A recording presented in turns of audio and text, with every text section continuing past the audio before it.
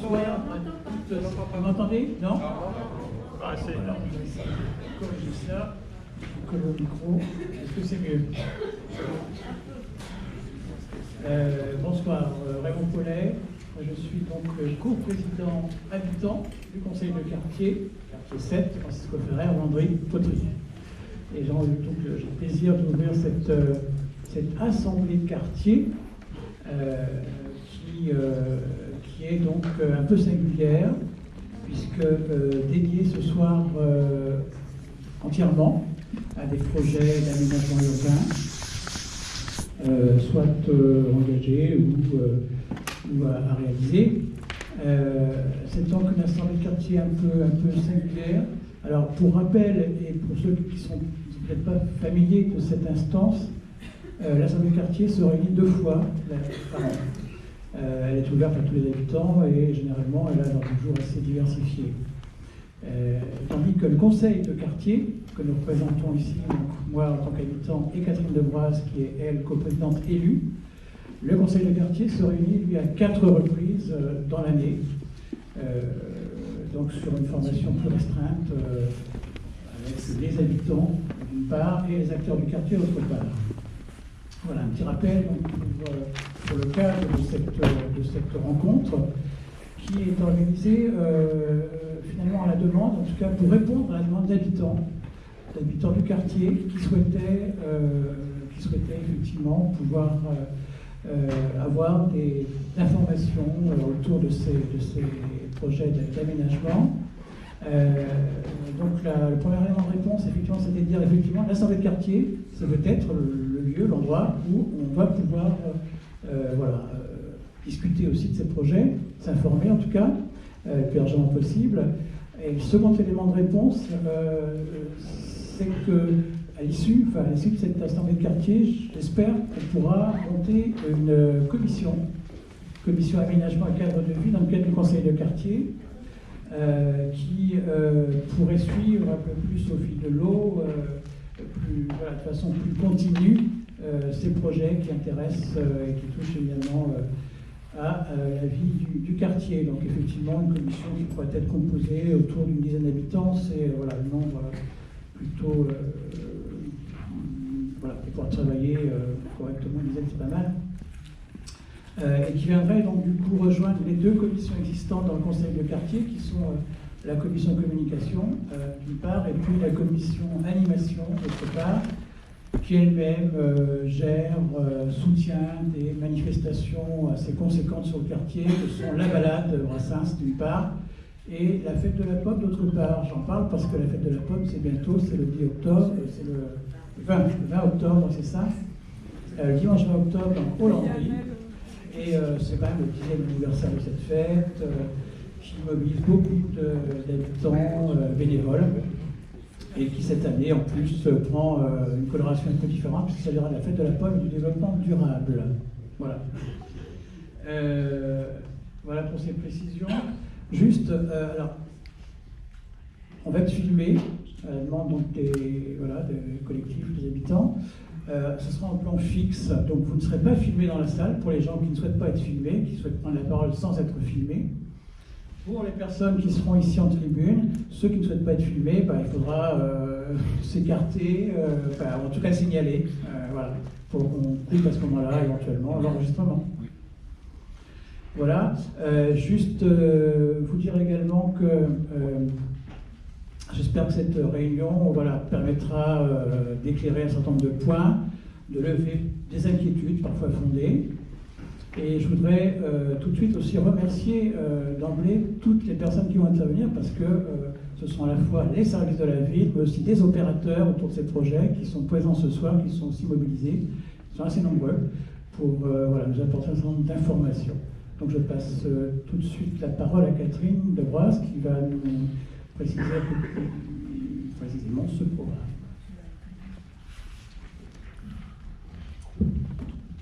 Donc bonjour à tous, merci Raymond d'avoir remis en perspective les instances de quartier. C'est important parce que le conseil de quartier, sur un quartier, c'est une quarantaine de personnes, acteurs et habitants, qui se mobilisent tout au long de l'année sur un ensemble de projets et pas forcément uniquement l'aménagement, mais bien évidemment aussi l'animation du quartier et qui est en lien avec les différents acteurs, associations, équipements de quartier, mais aussi groupes scolaires ou autres, et qui fait en sorte de maintenir un lien social sur un territoire. Et c'est important que vous puissiez répondre à les propositions qui sont faites régulièrement par les conseils de quartier.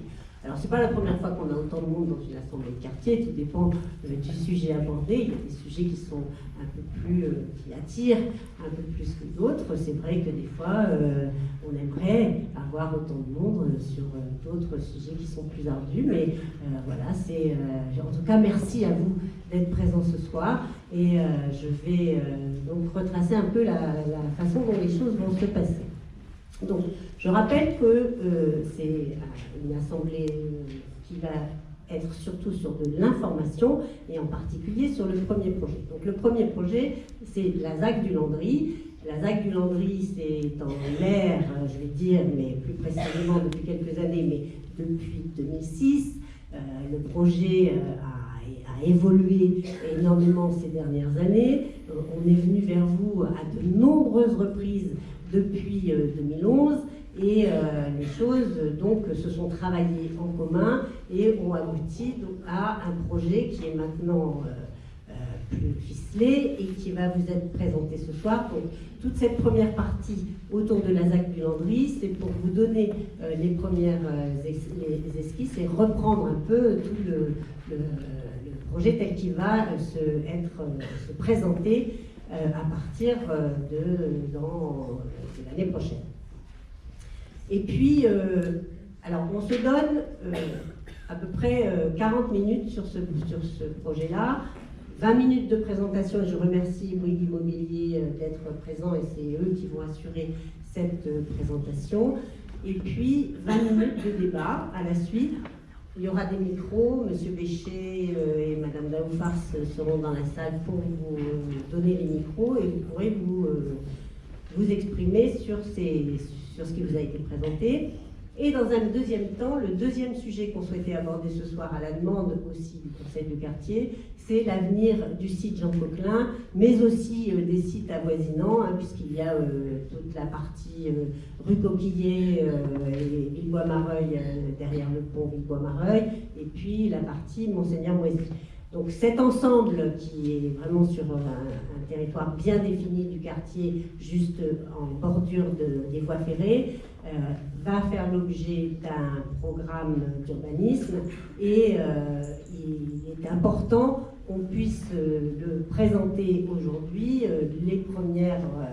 il n'y a pas grand-chose aujourd'hui, mais vers quoi nous souhaitons aller avec ce projet, et que vous puissiez poser toutes les questions que vous avez sur l'avenir de ce site, et qu'on puisse lever un maximum d'inquiétudes déjà ce soir.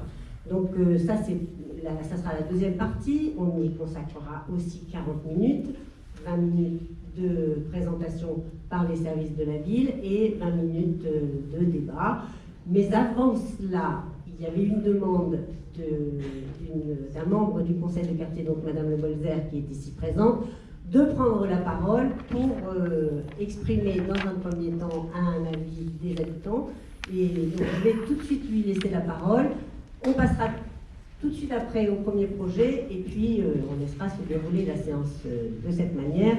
Je souhaiterais, et je pense que vous aussi, qu'on soit le plus efficace possible pour que vers 20h30, nous ayons terminé cette séance. Je vous remercie. Monsieur Soubigou, je pensais que c'était Madame Le Bolzer, c'est vous qui prenez la parole. Donc ça sera Monsieur Soubigou qui prendra la parole. À vous. Ça ne change pas trop. Merci de me laisser cette parole au nom de trois collectifs avant d'introduire cet échange, cette assemblée, et remettre un petit peu en avant nos interrogations et nos questionnements sur le quartier numéro 7 qui m'ont aussi mené à ces échanges prévus aujourd'hui. Donc depuis plusieurs années, le quartier 7 voit fleurir un nombre important de logements neufs. Notre quartier prend sa part au développement de Rennes et de Rennes Métropole. Les chiffres fournis par M. Sébril sont éloquents et viennent confirmer le constat dressé par les habitants. En effet, le quartier accueille tous les ans davantage d'habitants, avec 670 logements déjà livrés et plus de 980 prévus, hors programme de moins de 100 logements. Le quartier se densifie et fait face aux phénomènes urbains qui en découlent, l'augmentation de la circulation, la congestion des avenues et boulevards aux heures de pointe, la pollution et nuisances sonores, l'augmentation des effectifs dans les structures scolaires et associatives du quartier. Si le projet de la mairie en termes de création de logements neufs dans le quartier 7 nous apparaît clairement, nous nous interrogeons toujours sur son projet en termes d'aménagement et d'investissement. Le quartier 7 possède sans doute un foncier qu'il est opportun d'exploiter. Toutefois, ce potentiel ne doit pas cacher les limites et les difficultés que la densification a déjà mis à jour.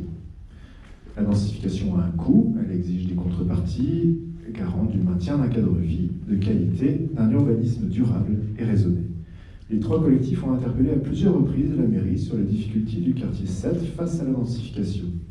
Ces inquiétudes ont été reliées par les habitants du quartier lors des enquêtes publiques sur le PLU, PLUI et PDU.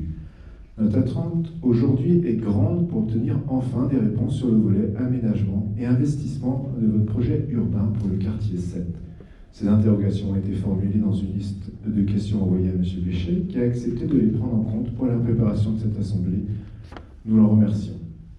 Étant donné le temps limité et l'agenda fourni de la réunion, M. Sébril nous a fait parvenir un courrier qui détaille ses réponses à nos questions. La liste de questions et le courrier de M. Sébril sont disponibles en ligne sur le site des collectifs.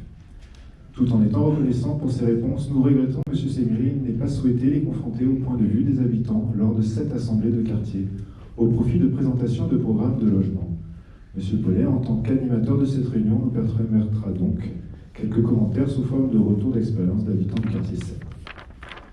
Quand nos enfants nous relatent que le service de restauration à flux tendu ne leur a pas permis de finir leur déjeuner car ils mangeaient au dernier service, que devons-nous penser des arguments de M. Sébril qui ne voit pas de problème particulier dans les infrastructures scolaires, sans nous fournir le taux d'occupation des écoles et collèges? Quand des dizaines de jeunes se font refouler chaque année lors des inscriptions à des activités sportives et artistiques, faute d'infrastructures dans le quartier, que les membres du bureau de ces associations nous disent qu'ils remontent le problème déjà depuis plusieurs années en vain, que certains écrivent à la mairie qui reconnaît officiellement le déficit d'infrastructures dans le quartier, que devons-nous penser des arguments de M. Sébril qui sont considérés que le milieu associatif est suffisamment dense pour répondre à toutes les demandes des habitants du quartier, y compris dans ces perspectives de densification? Quand la durée de trajet en bus entre l'avenue de Château-Giron et le centre-ville explose aux heures de pointe et engage nos lycéens à préférer la marche à pied depuis le lycée Zola au bus, que devons-nous penser des arguments de M. Sébril qui considère que les lignes de bus fonctionnent sans encombre? Concernant le point sur les équipements sportifs, nous sommes impatients de connaître la nouvelle enveloppe budgétaire pour la reconstruction de la salle omnisport du Haut-Sensé. Nous vous rappelons que l'enveloppe de 500 000 € votée au conseil municipal du 24 juin reste dérisoire au vu des 5 millions nécessaires pour une salle omnisport basique. Nous sommes également impatients de connaître le sort du stade Jean Coquelin et attendons d'être rassurés sur le renforcement de l'offre sportive dans le quartier pour pallier les carences actuelles. Concernant le point circulation, nous sommes évidemment intéressés par les solutions envisagées pour résoudre les problèmes d'engorgement et de blocage des lignes C1 et C11 aux heures de pointe. Nous sommes curieux de connaître le traitement prévu pour le problème de franchissement de la voie ferrée et de la Vilaine au niveau du boulevard Villebois-Mareuil, qui ne manquera pas d'être exacerbé par les nombreux programmes de logement. Enfin, nous sommes intéressés par les modalités de mise en œuvre du réseau vélo XL. Quand sera-t-il effectif? Permettra-t-il de faire la liaison vers le bassin d'emploi Zélie Sud-Est, c'est son Sévigné, qui est le plus gros bassin d'emploi de Bretagne? Nous vous remercions d'avance pour toutes les informations que vous pouvez nous apporter sur ces points.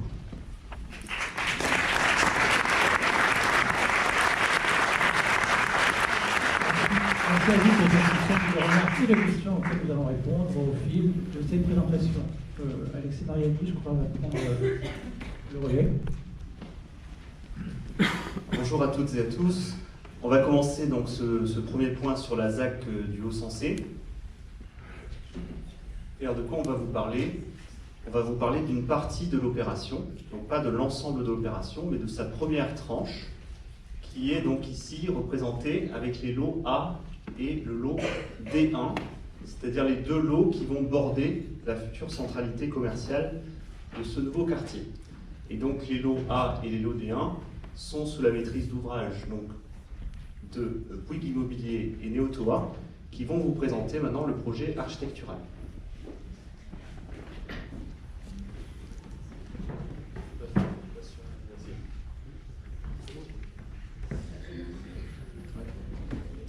Bonjour, Nicolas Berco, je suis directeur régional de Bouygues Immobilier. Je suis accompagné de Florian Guédon, qui est manager de projet sur ce dossier, ainsi que Johan Andry, ça ne s'invente pas, qui représente Néotoa. Voilà, donc je vais passer la parole à Florian, qui va vous présenter les différentes slides prévues ce soir. Et puis bien entendu, nous restons à ses côtés pour répondre à vos questions dans la deuxième partie de cette présentation. Merci Nicolas. Juste petite précision, on est également accompagné du cabinet Lin, en personne de Sandra Badji et Kim Zaworski, cabinet d'architectes qui nous a appuyé sur le dossier. Donc pour rentrer dans le vif du sujet de notre opération, donc sur les 2 îlots présentés en préambule, donc les îlots A et D, nous avons imaginé 5 bâtiments allant de 6 étages à 9 étages. Donc il y a 3 bâtiments de 6 étages, un bâtiment de 7 étages et un bâtiment de 9 étages. Donc la volonté architecturale, ça a été de positionner les bâtiments en quinconce avec une largeur de pignon similaire pour l'ensemble des bâtiments.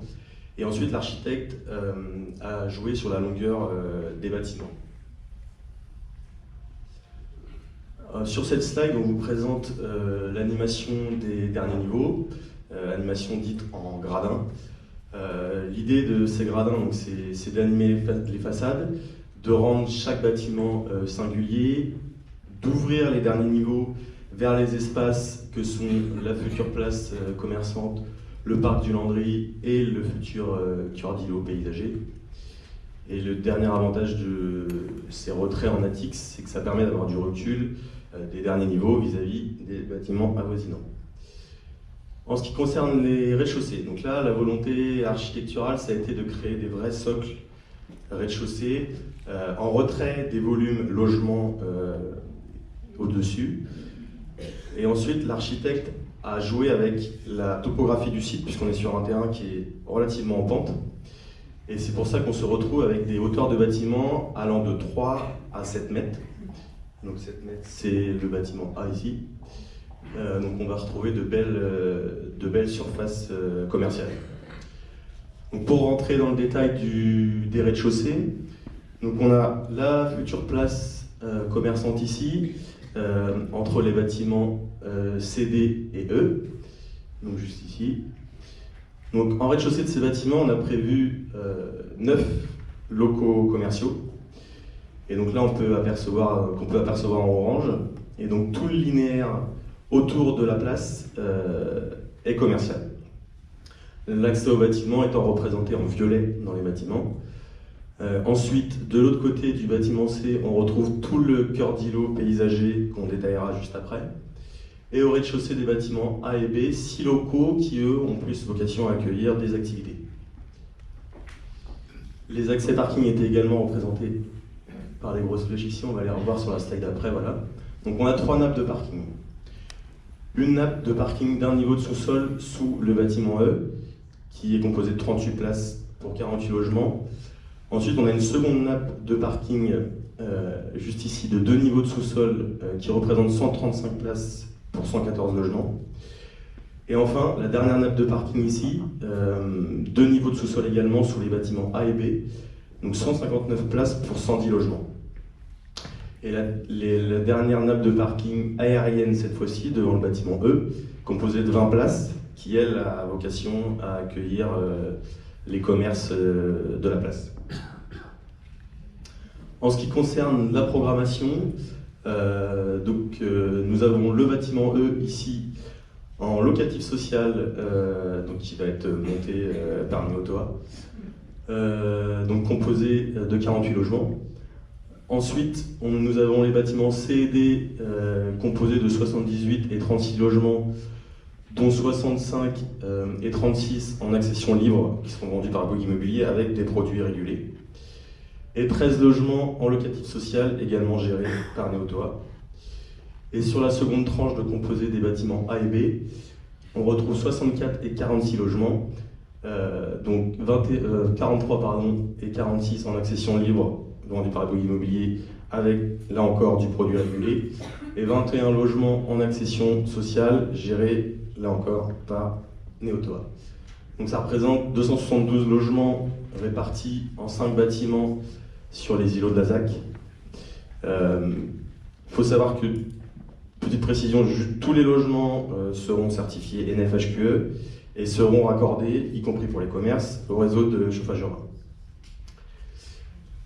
Sur l'aspect paysager du projet, donc la volonté c'était de bien sûr créer une continuité paysagère avec le parc du Landry que l'on retrouve en face de la rue de Château-Giron. Donc pour cela, l'architecte a travaillé tout un cœur d'îlot paysager qu'on détaillera dans la slide juste après. On a également les espaces publics qui seront végétalisés, toutes les toitures, terrasses qui sont également prévues végétalisées. On a représenté juste ici l'emplacement pour le futur équipement public. Donc, comme je vous le disais, ici vous avez quelques photos d'ambiance de ce qui sera prévu sur le cœur d'îlot, sur les terrasses, sur les espaces publics et parkings. On a notamment un pavillon vélo en cœur d'îlot. Donc on a un ouvrage qui va ressembler à peu près à ça. Voilà pour la continuité paysagère. Là aussi, dans le cœur d'îlot, on a traité la topographie particulière du site avec les massifs paysagers, et toutes les eaux sont traitées, sont recueillies dans des noues paysagers. En ce qui concerne l'architecture du projet, donc chaque logement de l'opération bénéficiera d'un espace extérieur, puisque l'ensemble de nos bâtiments bénéficient de balcons filants d'ailleurs, qui font tout le tour du bâtiment à chaque fois, ce qui crée une double peau sur chacun des bâtiments. Sur les 3 bâtiments le long de la rue de Château-Giron, à savoir les bâtiments A, C et E, on a prévu des lumons. Donc des lumons, c'est une paroi vitrée qui est représentée ici, on ne voit pas très bien, mais c'est une paroi vitrée qui a vocation à créer un écran acoustique vis-à-vis de la rue. Donc c'est pour un meilleur confort acoustique des logements. Ça participe également à l'animation des façades et ça permet pour certains grands logements de créer ce qu'on appelle des jardins d'hiver sur les balcons, puisque ces parois vitrées peuvent se réunir et se fermer. Donc là on vous a mis ensuite des visuels du projet. Donc là on voit à peu près l'intégralité du projet. On voit le bâtiment B en fond ici, le bâtiment C en premier plan là, le D ici et le E là, et la future place commerçante au milieu de ces bâtiments. Donc là, la volonté architecturale, c'était d'avoir une harmonie sur l'intégralité des façades, mais tout en les différenciant avec des trames différentes de balcons qu'on peut observer là, on le voit très clairement sur les 3 façades. Sur ce visuel-là, on est au premier étage du bâtiment D. Donc là, on voit quelques bâtiments également, le bâtiment D, le bâtiment C ici, le bâtiment A et B ici.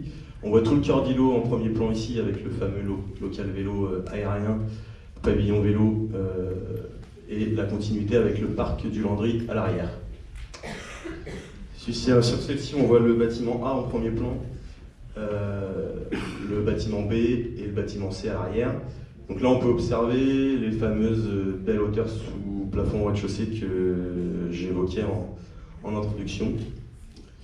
Et la dernière image, et je précise que les 3 premières images sont issues du cabinet Lean. La dernière est une image architecturale, est une image commerciale et non architecturale. C'est important pour le cabinet Lean.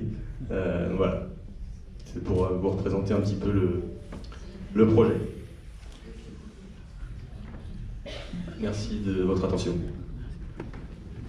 Merci pour cette présentation dans les temps.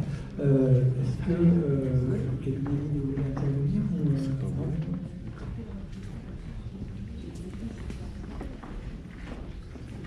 Donc on peut ouvrir du coup l'échange avec vous, avec ça. Si vous avez des questions.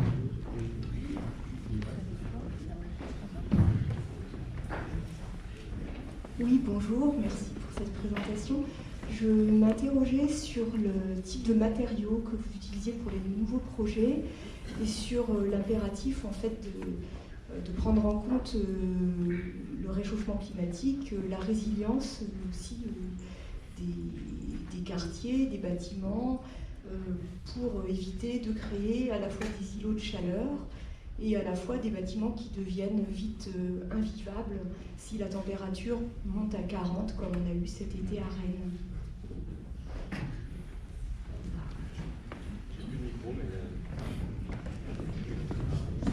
Merci. Effectivement, vous faites bien de poser la question, j'ai omis de présenter les matériaux de façade. Donc on est sur un bardage métallique sur la façade principale, donc arrière. Ensuite, nous avons sur la fameuse double peau qui vient habiller les bâtiments des garde-corps à barodage métallique thermolaqué sur l'ensemble des balcons filants. Et ensuite, nous avons un habillage également métallique qui vient habiller les nez de balcon et les trames de balcon des logements. Peut-être que Lynn veut préciser un peu.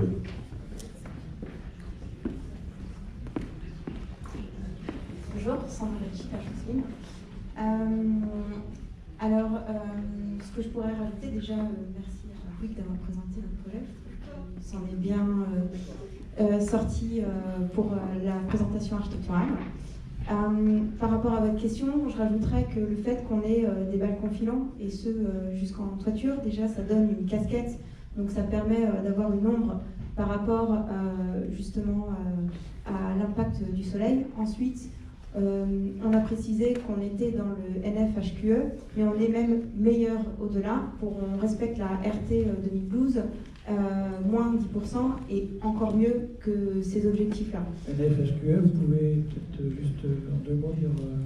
Alors, c'est-à-dire que ce sont différentes cibles à atteindre. Il y a le confort acoustique, le confort thermique, il y a l'agencement aussi des appartements. Il y a aussi le cycle des déchets au niveau du chantier. Et tous ces cibles-là, il y a plusieurs critères qui sont justement respectés pour atteindre justement le NF-HQE. Ensuite, au niveau de la disposition, on a commencé aussi la disposition des logements. On a beaucoup de logements qui sont aussi dans les angles, des grands logements dans les angles qui profitent justement d'une double orientation. Et on a des grandes baies qui permettent justement de ventiler et donc aérer les intérieurs. Voilà.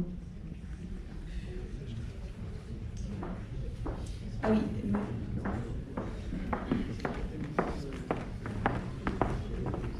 Pour répondre à madame sur les îlots de chaleur, il y a aussi une volonté, justement, ça a été un des sujets, ça a été de réduire l'emprise au sol des bâtiments, ça a été le sujet de la hauteur qui a tant posé problème, mais c'était aussi une volonté de réduire l'emprise au sol pour laisser de l'espace de pleine terre, pour laisser des espaces verts.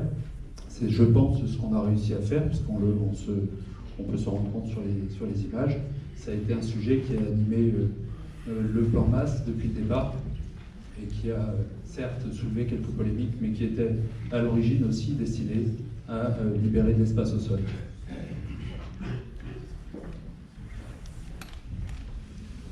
Oui, bonjour. Donc là, vous nous parlez de 4 à 5 bâtiments pour 272 logements. Mais qu'en est-il du côté Maurice-Rivière et de la petite rue qui remonte, parce que là on ne nous parle que d'un petit bout. Je pense qu'il faut mieux nous parler de la globalité du projet dans un premier temps, et non pas que du projet Bouygues. Alors effectivement, la globalité du projet, c'est ce qu'on appelle la zone d'aménagement concerté. Cette zone d'aménagement concerté, c'est le premier schéma que je montrais tout à l'heure. C'est un projet donc, de 500 logements en tout. C'est un projet qui a fait l'objet de plusieurs réunions d'information, avec des débats, notamment donc, le débat sur la hauteur qu'évoquait tout à l'heure M. Verbeau. Donc ce projet de 500 logements, il est découpé en différentes phases, en différentes tranches, en différents lots, hein, comme on le voit sur cette image-là. On avait eu l'occasion de présenter dans une réunion publique précédente les différentes hauteurs maximales des différents lots. Et donc au fur et à mesure, ces différents lots ils vont être commercialisés et ils vont trouver donc des maîtres d'ouvrage. Et ensuite, au fur et à mesure, chaque maître d'ouvrage va élaborer son propre projet immobilier et architectural.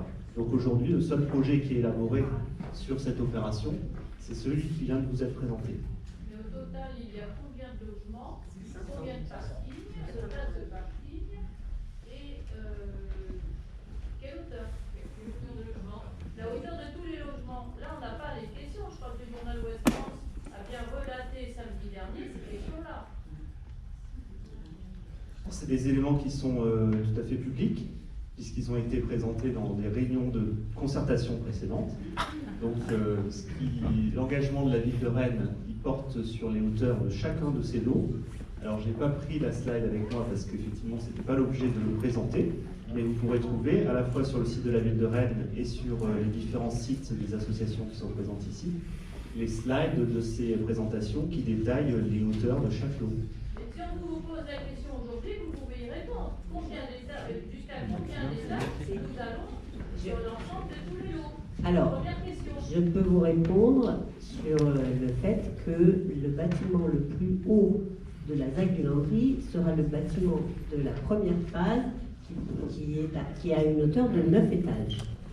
Les autres bâtiments seront autour de, c'est 6 ou 7 ou 8 étages en moyenne, mais le plus haut sera de 9 étages et fait partie de la première phase qu'on vient de vous présenter.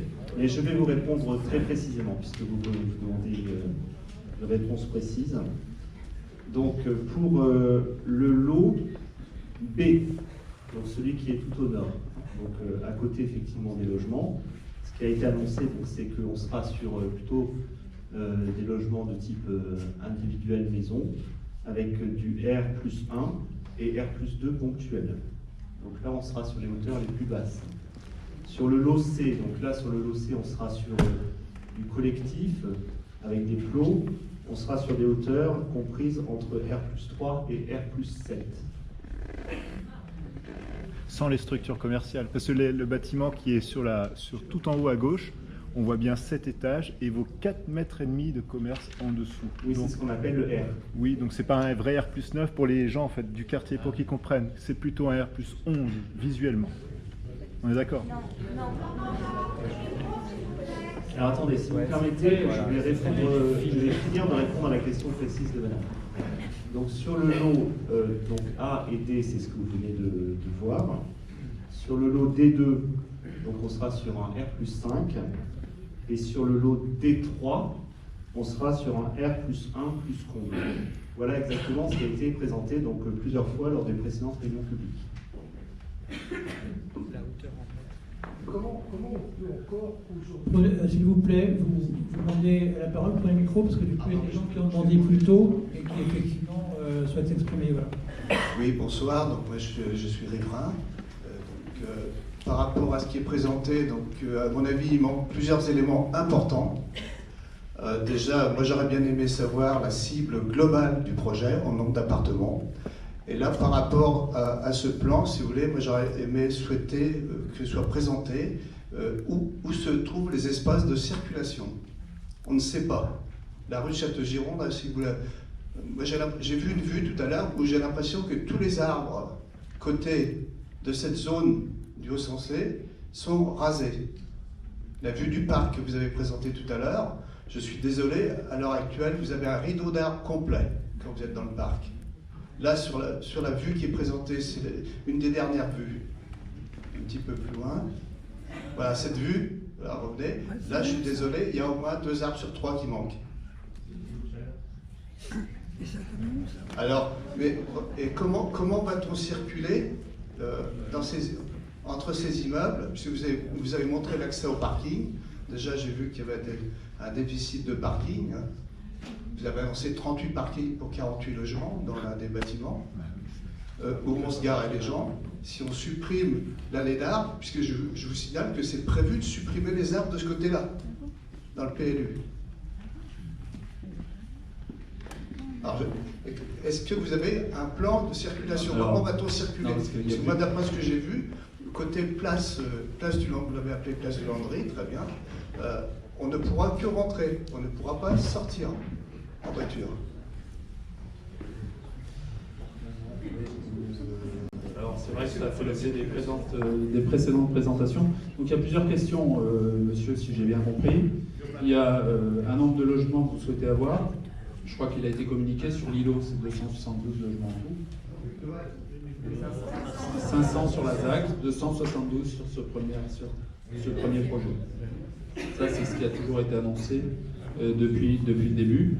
Pour ce qui est des parkings, il y a en effet un îlot sur lequel vous avez un déficit de nombre de places de logement, mais ça ne vous aura pas échappé également sur d'autres bâtiments. On a au contraire un excédent de places de parking par rapport au nombre de logements.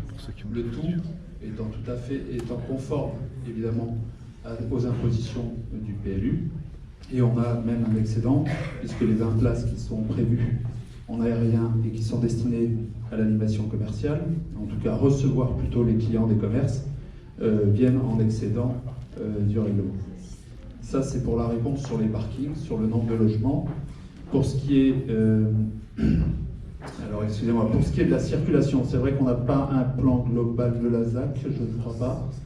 Mais peut-être, Florian, tu peux le définir avec le laser. Je vais te passer le micro. Merci.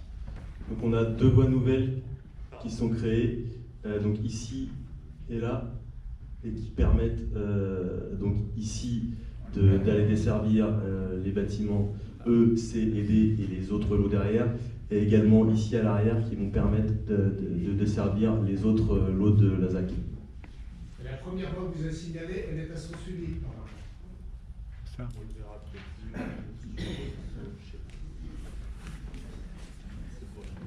C'est vrai que ça ressort mal sur l'image, mais effectivement celle-ci, ouais. Il y avait donc la question des arbres. Donc il y a un certain nombre d'images qui ont été produites également. Il y a une volonté de planter de toute façon en cœur d'îlot, donc il y a une volonté de planter des arbres. C'est d'ailleurs les images qu'on peut voir ici. Ensuite, concernant les arbres qui sont le long de la route, je vais peut-être laisser répondre la ville, puisque là c'est le secteur qui est aménagé par la collectivité. Puisqu'on a une partie du domaine public et une partie qui est du domaine privé, donc je ne me permettrai pas de répondre là-dessus. Toujours est-il qu'il y a de toute façon une volonté de planter un certain nombre d'arbres, et plutôt même un nombre d'arbres important dans les cœurs d'îlots, puisque la qualité paysagère fait évidemment partie intégrante de notre projet. Et pour ce qui est des quelques arbres qui devront sauter, ce sera surtout pour permettre les nouveaux accès, et notamment la création de la voie nouvelle, qui permettra de traverser la place et donc d'accéder au commerce et évidemment aux entrées de parking. Mais je n'ai pas connaissance d'arbres qui doivent sauter. Ensuite, il faut... Alors, dans ce cas-là, c'est peut-être la représentation graphique qui n'est pas parfaite, et je pense que dans les réponses, il y aura peut-être un bilan sur le nombre d'arbres qui seront effectivement conservés, et pour ceux qui seront plantés, sur lesquels nous devrons évidemment communiquer. En tout cas, la volonté, elle est de paysager l'îlot, autrement on n'aurait pas libéré autant de place au sol. Alors, pour essayer de répondre rapidement, mais la réunion, elle n'était pas vraiment sur les arbres, elle était quand même sur la ZAC et sur le projet tel qu'il va démarrer l'année prochaine. Là. Mais on s'était engagé à garder le maximum d'arbres qui sont sur l'ancien terrain de l'EREA. Tous les grands arbres qui sont le long de la rue du Haut-Sensé, les grands arbres de l'EREA doivent être conservés. Après, à partir du moment où il y a un chantier, il y aura sans doute quelques arbres qui seront qui disparaîtront, puisqu'il y a bien un endroit où on met les immeubles. Sauf que, comme dans toutes les opérations que nous menons actuellement, à chaque arbre qui est abattu, il y a au moins un arbre qui est replanté. Et ce que dit M. Verpeau actuellement, c'est bien qu'il y a une volonté sur les espaces publics et sur les espaces privés d'avoir un maximum d'arbres. Ce qu'on a expliqué justement depuis le début de cette ZAC, c'est que si on était sur des hauteurs, c'était bien parce qu'on souhaitait maintenir au maximum les espaces verts et au maximum la biodiversité qui va venir répondre au parc du Landry.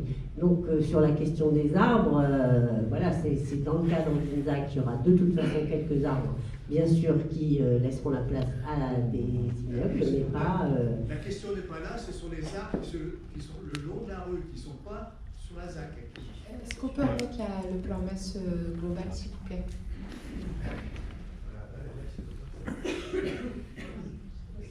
De la ZAC.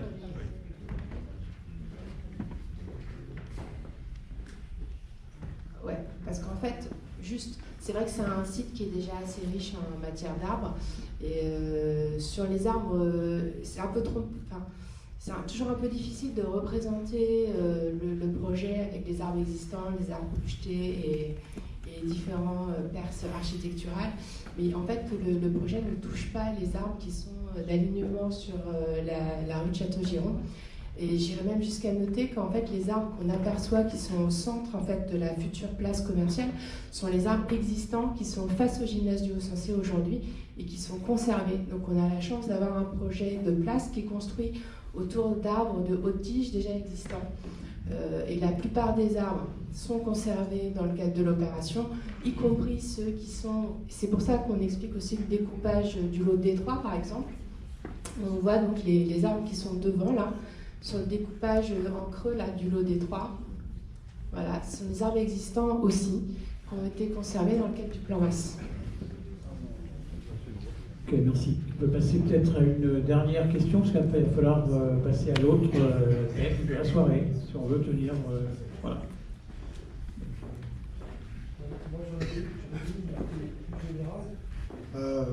D'abord, il ne faut pas parler de zone d'aménagement concerté, mais contesté, parce que tout le monde est contre les 500 logements.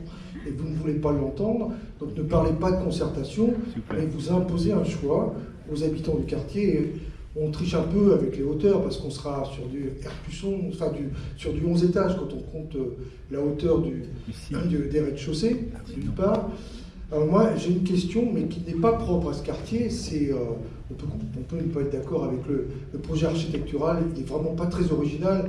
Quand on voit la tour que vous allez construire en façade du boulevard, ça ressemble vraiment à celle qui a été construite il y a 40 ans derrière. Vous avez peut-être voulu faire un clin d'œil à ce qu'on construisait à l'époque. Mais il y a une vraie question, comment est-ce qu'aujourd'hui, on peut encore entasser les gens comme on est en train de le faire dans tous les quartiers? Est-ce qu'on n'a pas gardé de... Alors, partout en région parisienne, on est en train de raser les tours et on reconstruit des barres d'immeubles partout. Est-ce qu'on veut la plaine de Beau partout à Rennes? Enfin, moi, c'est pas pour ça que je choisis de venir à Rennes. C'est très important. Ça pose des problèmes de sécurité, ça pose des problèmes de circulation routière, ça pose des problèmes dans toutes les directions. Franchement, vous êtes fiers de la plaine de Beau? Franchement, vous en êtes fiers? Moi, je connais des gens qui ont habité, qui veulent déjà vendre. Moi, ça m'inquiète. Et les réponses de la municipalité n'arrivent pas à me convaincre sur ce plan-là, parce qu'il y a d'autres solutions. Certes, on veut augmenter le nombre d'habitants, mais de construire des immeubles aussi serrés les uns les autres, ça n'est pas inéluctable. Il y a d'autres choix possibles.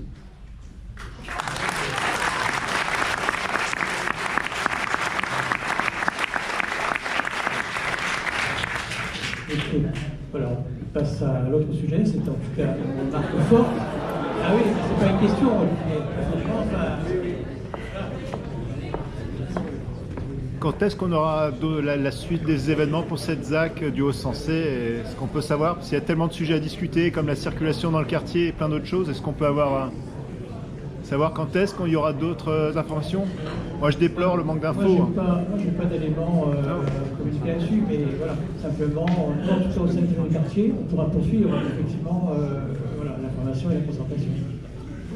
Je rappelle quand même, parce que vous avez l'air de débarquer, mais toute l'année dernière, pratiquement toutes les réunions du conseil de quartier ont été consacrées au projet d'aménagement, au nouveau projet d'aménagement, et on a répondu plus d'une fois à toutes ces questions-là. Et on a parlé laissez-moi aller jusqu'au bout, s'il vous plaît. Déjà, on a parlé de notre vision de la ville et du projet qu'on portait. et M. Semril est venu à plusieurs reprises dans le quartier pour expliquer quel était notre projet et comment on envisageait, avec d'ailleurs tous les habitants dans la concertation qui a eu lieu sur Rennes 2030, vous ne m'enlèverez pas ça, il y a eu une concertation sur Rennes 2030. On a eu quasiment toutes les assemblées de quartier depuis plusieurs années sont sur le sujet de l'aménagement. Donc il y a un certain nombre de questions auxquelles on a déjà répondu. Ensuite, M. Paulet vient de vous dire qu'on allait mettre en place une commission qui est cadre de vie, qui va permettre de suivre justement les projets qui vont se mettre en place petit à petit. Donc il y aura, toutes les bonnes volontés seront acceptées et les bienvenues. Ce que je remarque le plus souvent, c'est que quand on a une commission qui se met en place, malheureusement, il n'y a pas, comme ici, 150 personnes. En général, c'est 10 personnes. Et peut-être que c'est difficile de s'engager, de s'investir et de rester mois par mois sur le suivi d'un projet. Donc voilà, après, on est tout à fait à votre disposition pour créer la commission. Et d'ailleurs, Raymond l'a bien dit, c'est dans les projets. Donc cette commission va se mettre en place et on va continuer à suivre les projets. Je peux intervenir quand même. Vous êtes déjà beaucoup intervenu. Vous êtes beaucoup intervenu. Oui, mais bon, on va pas régler la question là comme ça maintenant. Et puis en plus, on a un programme qui est un peu chargé. On a un autre point à voir. Et je trouve que... après, on va manquer de temps pour évoquer le reste. Je n'apprécie pas ce qui est dit par Mme Deboise. Pourquoi? Moi, je fais partie du conseil de quartier. Quand on a commencé à être sérieusement mis au courant des projets de la ville, on nous a imposé 500 logements pour la ZAC du Recensé. On nous l'a imposé. C'était le départ, oui.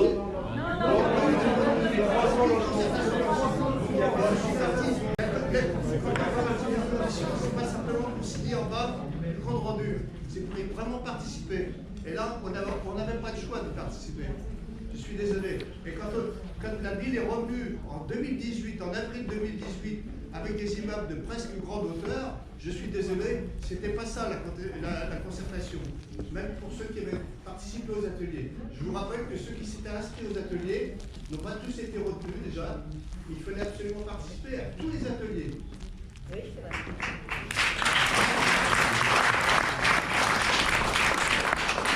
Et rapidement, c'est la communication. Je voulais juste vous dire qu'au niveau communication, ce que je regrette, c'est qu'il y avait eu 2 trames de communication. Il y avait la trame pour les habitants et il y a eu une trame pour les commerçants qui était vraiment différente.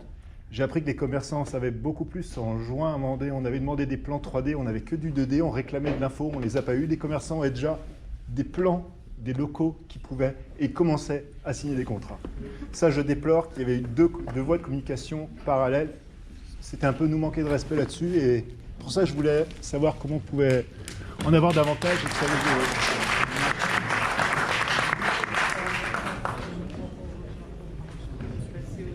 Alors, moi, je vais vous parler avec SNCF Immobilier d'un autre secteur.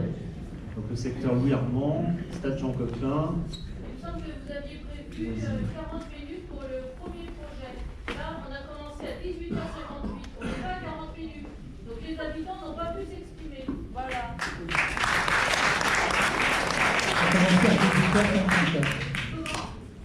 Il a commencé un peu avant 19h.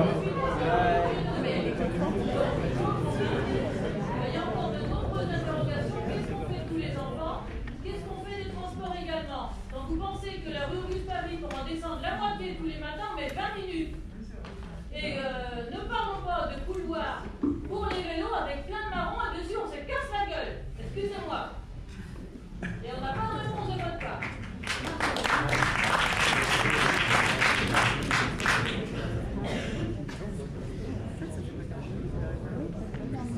Donc on attend des réponses de la municipalité puisqu'elle est présente ici. Qu'est-ce qu'on va faire des 750 enfants sur ce projet? L'école Château-Giron-Landry ne va pas pouvoir tous les accueillir. Mais, madame, il n'y aura pas 750 enfants dans ce projet. 500 logements. C'est 750 habitants, c'est pas 750 enfants. C'est 750 habitants, madame. Je vous rappelle que sur la ville de Rennes, Je vous rappelle que sur la ville de Rennes, plus de 50% des logements n'accueillent qu'une seule personne.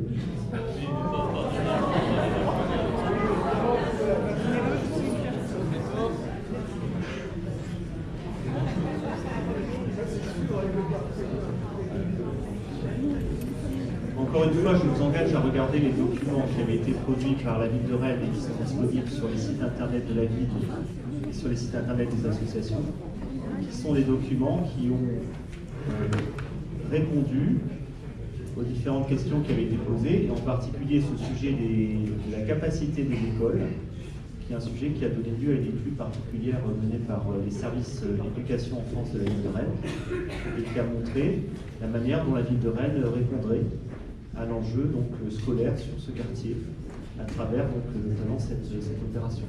Donc les données, les informations sont sur ces diaporamas. Et je vous engage à vous y reporter. Les informations, au lieu de dire, allez voir nos slides. C'est quand même bien plus simple. Vous êtes ici devant le public, dites ce qu'il en est sur ce grand quartier, combien il y a d'enfants dans les écoles et combien il y a d'enfants dans les logements. Et où est-ce qu'on mettra les voitures? Dans les rues internes, je pense. Alors, les études qui ont été faites concernant les écoles montrent que depuis quelques années, il y a une stabilité des effectifs. Et même si cette année, il y a eu une ouverture sur l'école Château-Giron-Landry. L'année dernière aussi. Et l'année dernière aussi. Donc sur ces 2 dernières années, il y a eu une ouverture sur l'école Château-Giron-Landry. Le site de l'école Château-Giron-Landry présente aujourd'hui une surface qui permet une éventuelle extension. Sauf pour la dans les cantine. années à venir s'il y a besoin. Ça fait partie des projets que nous avons concernant l'ensemble des groupes scolaires. Nous avons envisagé une extension de l'école Château-Giron s'il y avait des besoins. Et la cantine de l'école? Et l'équipement sportif. Excusez-moi, Il y a quelqu'un qui va pouvoir peut-être apporter des éléments. Bonsoir. Bonsoir. Vous apportez peut-être quelques éléments sur les écoles. Effectivement, comme le disait Madame Dobroise, un foncier est disponible sur le site de l'école Château-Giron-Landry pour accueillir les enfants. Nous travaillons sur la base de ratios éprouvés. La livraison de 500 logements n'amène pas 750 enfants. Les enfants qui arrivent en fait dans la ZAC sont déjà scolarisés, donc soit poursuivent leur scolarité dans leur école, soit viennent s'installer. Nous, on anticipe voilà, quelques dizaines d'enfants sur l'école et le foncier disponible nous permettra de les accueillir dans de bonnes conditions. J'ai bien entendu aussi... Pardon ? Alors, je voulais répondre sur la question de la restauration. Pour celles et ceux qui connaissent le site de Château-Giron, Landry, l'école, la question de l'accès à la restauration amène un certain nombre de questions pour les enfants, puisqu'il y a le parking avec quelques questions. Donc on est en train d'y travailler aussi de façon à ce que les enfants puissent être accueillis. Et j'ai bien entendu la remarque sur, j'ai pas eu le temps de finir au 3e service, donc je vais creuser et vous apporter la réponse là-dessus. Je peux ajouter quelque chose? Je peux. Parce que moi j'habite dans une rue, dans le Landry, et dans ma rue, il y a 14 petits-enfants âgés de 1 an à 14 ans. Et c'est un morceau de rue, une allée. Alors j'imagine dans les autres allées, les maisons changent de propriétaire, etc. Et donc il y a énormément d'enfants, bien plus que vous pensez. Si vous, dans une petite rue, il y en a 14, allez vous promener un jour dans les allées, vous allez voir. Et ces enfants-là, ils iront à l'école, je pense, mais ils n'auront pas déjà 14 ans quand ils arriveront. Hein. D'ailleurs, ils ont maintenant 1 an, 2 ans, 12 ans maximum. Donc je pense que quand même, il y aura un petit problème parce que l'école du Landry, elle n'est pas très grande. Alors on vient de vous répondre, donc on envisage bien évidemment une extension sur l'école du Landry s'il y a des besoins. Il y aura des besoins. Il y aura des besoins. Le budget. J'ai l'impression qu'on ne va pas pouvoir aller plus loin dans le lever de précision à ces questions. Donc on va enchaîner sur effectivement le second thème. Excusez-moi, je voudrais revenir sur le problème du stationnement. Combien vous pensez qu'il va y avoir de stationnement de prévu? Avec combien de voitures vous estimez qu'il va y avoir?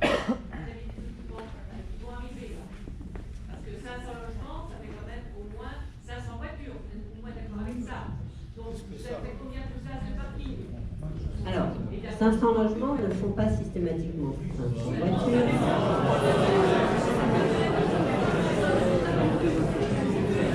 Alors, je vous rappelle quand même que dans notre programme local de l'habitat, il y a une partie des logements qui seront des logements locatifs sociaux et que ce que nous constatons aujourd'hui sur la ville de Rennes, c'est qu'une grande partie des logements en locatif social, les familles qui vivent dans ces logements n'ont pas de voiture.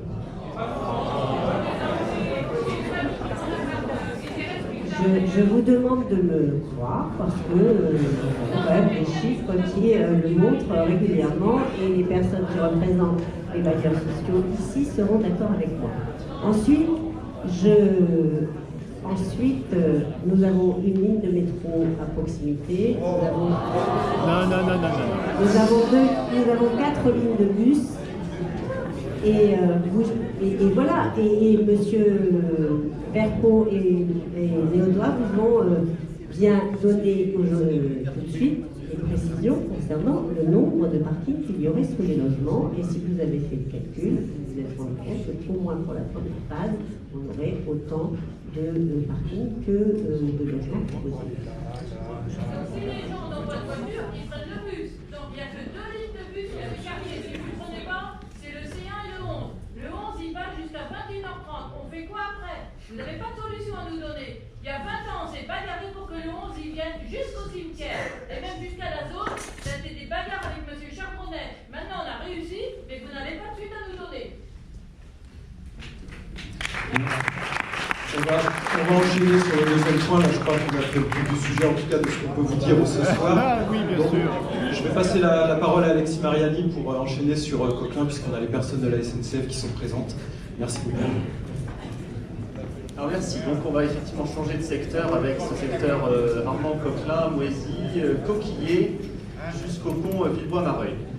Donc je m'attarde une minute, si vous me permettez, sur l'histoire du site, qui est particulière et qui va nous aider à comprendre la particularité de ce site Coquelin, qui est très spécifique et qui est lié donc précisément à la SNCF et à la voie de chemin de fer. En fait, lorsque la voie de chemin de fer est arrivée en Bretagne en 1850, à peu près 1857, il y a eu le positionnement de la voie ferrée et la nécessité donc, de construire ce qu'on appelle donc, des plateaux SNCF, c'est-à-dire un ensemble de voies qui permettaient notamment la circulation et la manœuvre des trains. Donc il y a 2 plateaux SNCF qui ont été construits. Le premier plateau, c'est ce qu'on appelle le Technicentre. Aujourd'hui, c'était l'atelier de réparation des trains. Donc ce plateau du Technicentre, il a rogné en fait une petite colline qui est la colline de Beaumont. Et le deuxième plateau, c'est le plateau donc, dont on va parler, qui est plus à l'est et qui, comme vous le voyez sur cette image, qui a conduit en fait à changer le cours de la Vilaine à l'époque, puisque à l'époque la Vilaine avait un bras naturel plus au sud, hein, c'est ce qu'on voit là sur cette image, même 2 bras naturels à cette époque-là. Et le plateau SNCF, en s'installant, est venu donc couper ces bras naturels. La rivière Vilaine donc, a été modifiée, on a creusé donc un nouveau cours plus au nord. Et donc les bras historiques de la Vilaine sont devenus aujourd'hui ce qu'on appelle la promenade Georges Brassens, c'est-à-dire cet ensemble naturel qui reprend donc le tracé de la rivière. Donc c'est intéressant de se rappeler ça parce que ça explique d'abord la topographie particulière du site. Parce que souvent, à côté d'une rivière, d'un côté d'une rivière, vous avez un petit coteau, une petite colline. Et donc, c'est exactement ce qui se passe du côté de la butte Saint-Hélier. Hein. Donc, on monte en fait le long du pont Saint-Hélier, on arrive à l'église, à la pharmacie, à la brasserie. Donc là, on est sur le point haut. Et ensuite, quand vous prenez à gauche, vous redescendez très fort vers le stage en Coquelin. Il y a quasiment un dénivelé d'une dizaine de mètres entre le niveau de l'église et le niveau du stade. Le deuxième élément qui est important dans ce contexte-là, à comprendre, c'est que en fait, la voie ferrée et la rivière ont créé une sorte de double rupture qui explique pourquoi il y a des difficultés aussi de liaison, de circulation aujourd'hui entre certains quartiers de la ville. Parce que quand on doit passer entre 2 quartiers, il faut franchir 2 obstacles. Il faut franchir à la fois les ponts au-dessus de la rivière, donc forcément ça fait des points de resserrement, et aussi les ponts au-dessus de la voie ferrée. Au-dessus ou en dessous, au-dessus du côté de Saint-Hélier et en dessous du côté de Villebois-Mareuil. Et donc c'est aussi une configuration qui est particulière parce que quand vous venez de l'est de la ville, finalement, il faut traverser 2 fois la voie ferrée. Il faut passer sous le pont Villebois-Mareuil, ensuite remonter par le secteur, par le boulevard Moisy, par Saint-Hélier, et ensuite passer à nouveau au-dessus de la voie ferrée, au niveau du pont Saint-Hélier. Donc une histoire particulière.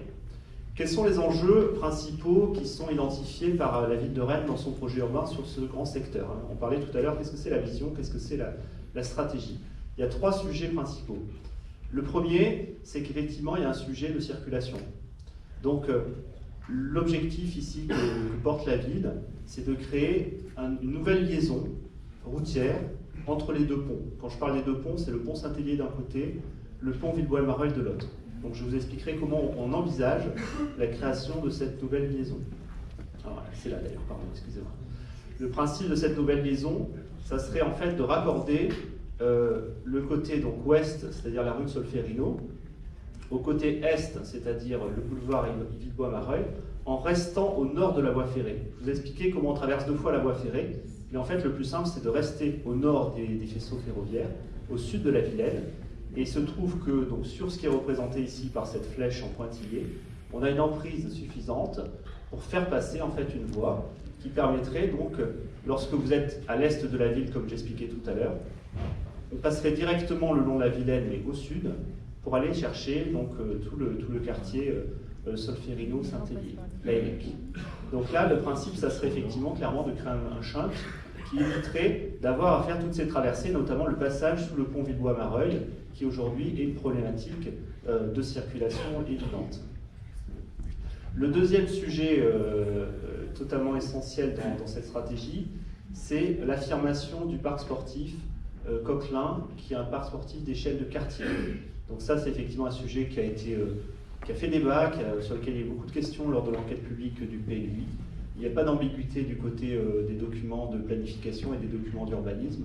C'est la volonté de conforter la vocation sportive de ce site. Le troisième sujet, c'est donc cet ancien bras de la Vilaine, qui est donc le parc Georges Brassens. Et là aussi, le principe, c'est évidemment de conforter ce site, mais aussi d'essayer d'élargir cette trame verte, si je peux dire, qui est aujourd'hui assez confinée finalement dans sa topographie, et donc d'essayer d'aller l'élargir à l'ouest pour accorder la rue Saint-Hélier, et à l'est jusqu'au boulevard Villebois-Mareuil. Donc ces 3 principes, ils ont été repris dans ce qu'on appelle l'orientation d'aménagement du plan local d'urbanisme intercommunal. J'ai mis le document tel quel, parce qu'effectivement, c'est un document qui n'est pas retravaillé pour ce soir, c'est vraiment ce que vous trouvez dans le PLU. C'est un plan donc schématique, hein, vous le voyez, qui exprime des intentions urbaines sur ce secteur-là. Donc les intentions urbaines sur lesquelles vous posez la question, elles sont là. Donc ce qu'on voit sur ce plan, c'est... Alors si je peux avoir le petit laser, je ne sais pas, quelqu'un a un petit laser tout à l'heure. Tant pis. Donc on voit les 3 éléments dont j'ai parlé. Le premier élément, c'est cette voie nouvelle qu'on appelle dans notre jargon, excusez-moi, l'axe des gares. Donc le principe, c'est d'aller se positionner une voie nouvelle donc, au nord de la voie ferrée et au sud de la Vilaine.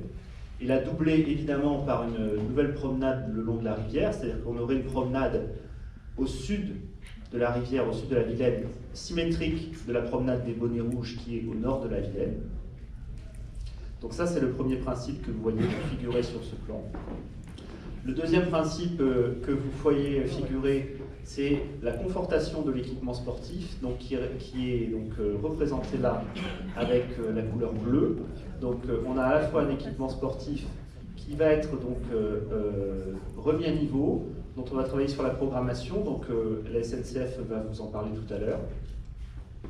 Donc là, c'est très clairement indiqué dans le document la préservation de cet équipement. Le prolongement donc, de la promenade Georges Brassens à l'est et à l'ouest, avec une liaison cyclable est-ouest, donc le confortement de la promenade. Donc ces éléments, ils sont dans le PLU intercommunal dorénavant, et donc ils expriment cette volonté de la ville d'aménagement du secteur. Donc ensuite, on va zoomer sur les 3 sites. Donc le site Jean Coquelin, le site Moisy et le site Coquillet.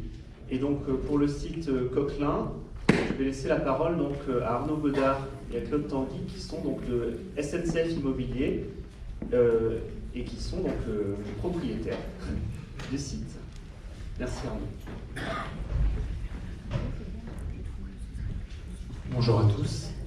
Je suis donc Arnaud Godard, directeur immobilier territorial Ouest, et je suis accompagné de Claude Tanguy, qui est en charge des activités sociales du patrimoine social de la SNCF. Peut-être est-il utile de rappeler, effectivement, ça a été dit que nous sommes propriétaires de ce terrain. SNCF est en fait le deuxième propriétaire terrien en France. Nous avons beaucoup de fonciers disponibles, et nous sommes évidemment un établissement public de l'État.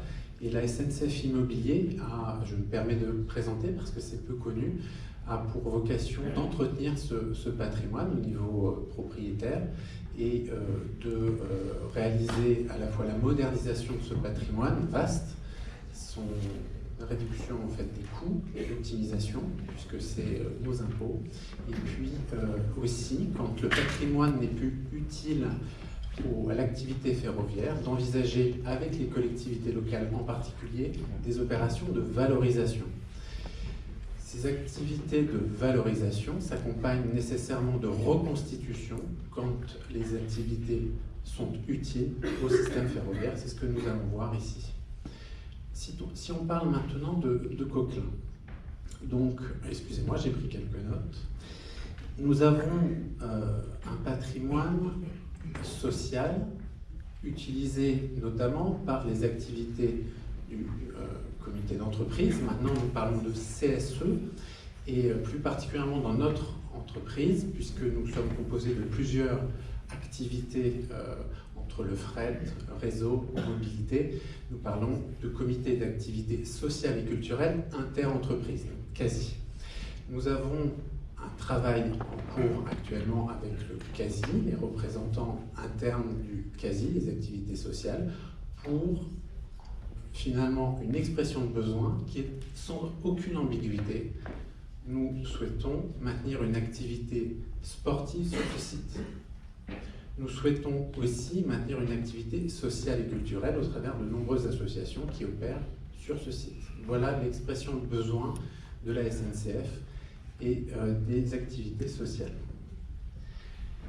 Néanmoins, aujourd'hui, quand on regarde l'activité du site, le patrimoine des bâtiments, les bâtiments, qu'il s'agisse du stade ou des bâtiments en dur, sont vieillissants, en termes énergétiques, absolument pas adaptés, en termes d'évolution des activités culturelles,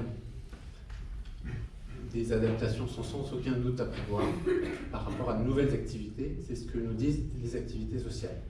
Aujourd'hui, la SNCF travaille avec donc, ses partenaires, en termes de propriétaires et en termes d'activités exploitantes, pour définir les besoins. Aujourd'hui, nous en sommes où? Nous en sommes à une expression de besoin, donc avec le CASI, le comité d'entreprise, pour définir les besoins, tant sportifs que culturels et sociaux. En parallèle de ça, nous avons entamé un partenariat avec Rennes et Rennes Métropole pour définir la vocation de ce site dans un schéma d'aménagement bien global qu'Alexis Mariani a présenté et qui, en fait, compose plusieurs sites et compose un aménagement global sur un ensemble de sites. Et nous avons convenu, en fait, un protocole sur 2 ans d'études. Et cela fait quelques mois que nous avons commencé à engager des études avec 2 problématiques. Une problématique fonctionnelle d'expression de besoin, c'est ce que j'exprimais tout à l'heure, plutôt des cheminots, évidemment, et aussi une expression de besoin urbaine, d'insertion urbaine. Et nous avons actuellement une étude urbanistique en cours pour définir, j'allais dire, un petit peu les possibles pour définir effectivement son insertion, comme Alexis Mariani l'a précisé ici. Il s'agit aujourd'hui d'une toute première réunion de concertation. Il y en aura d'autres puisque le projet commence à peine. Nous en sommes donc à l'expression de besoin et nous associerons bien volontiers aux prochaines étapes de concertation.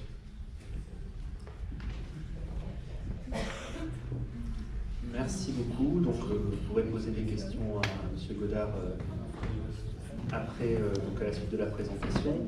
Donc effectivement, le principe qui est posé ici, c'est que les études viennent de commencer et que donc, le devenir de ce site, mais aussi le devenir donc, des sites voisins, va faire l'objet donc, de concertation comme on le fait habituellement.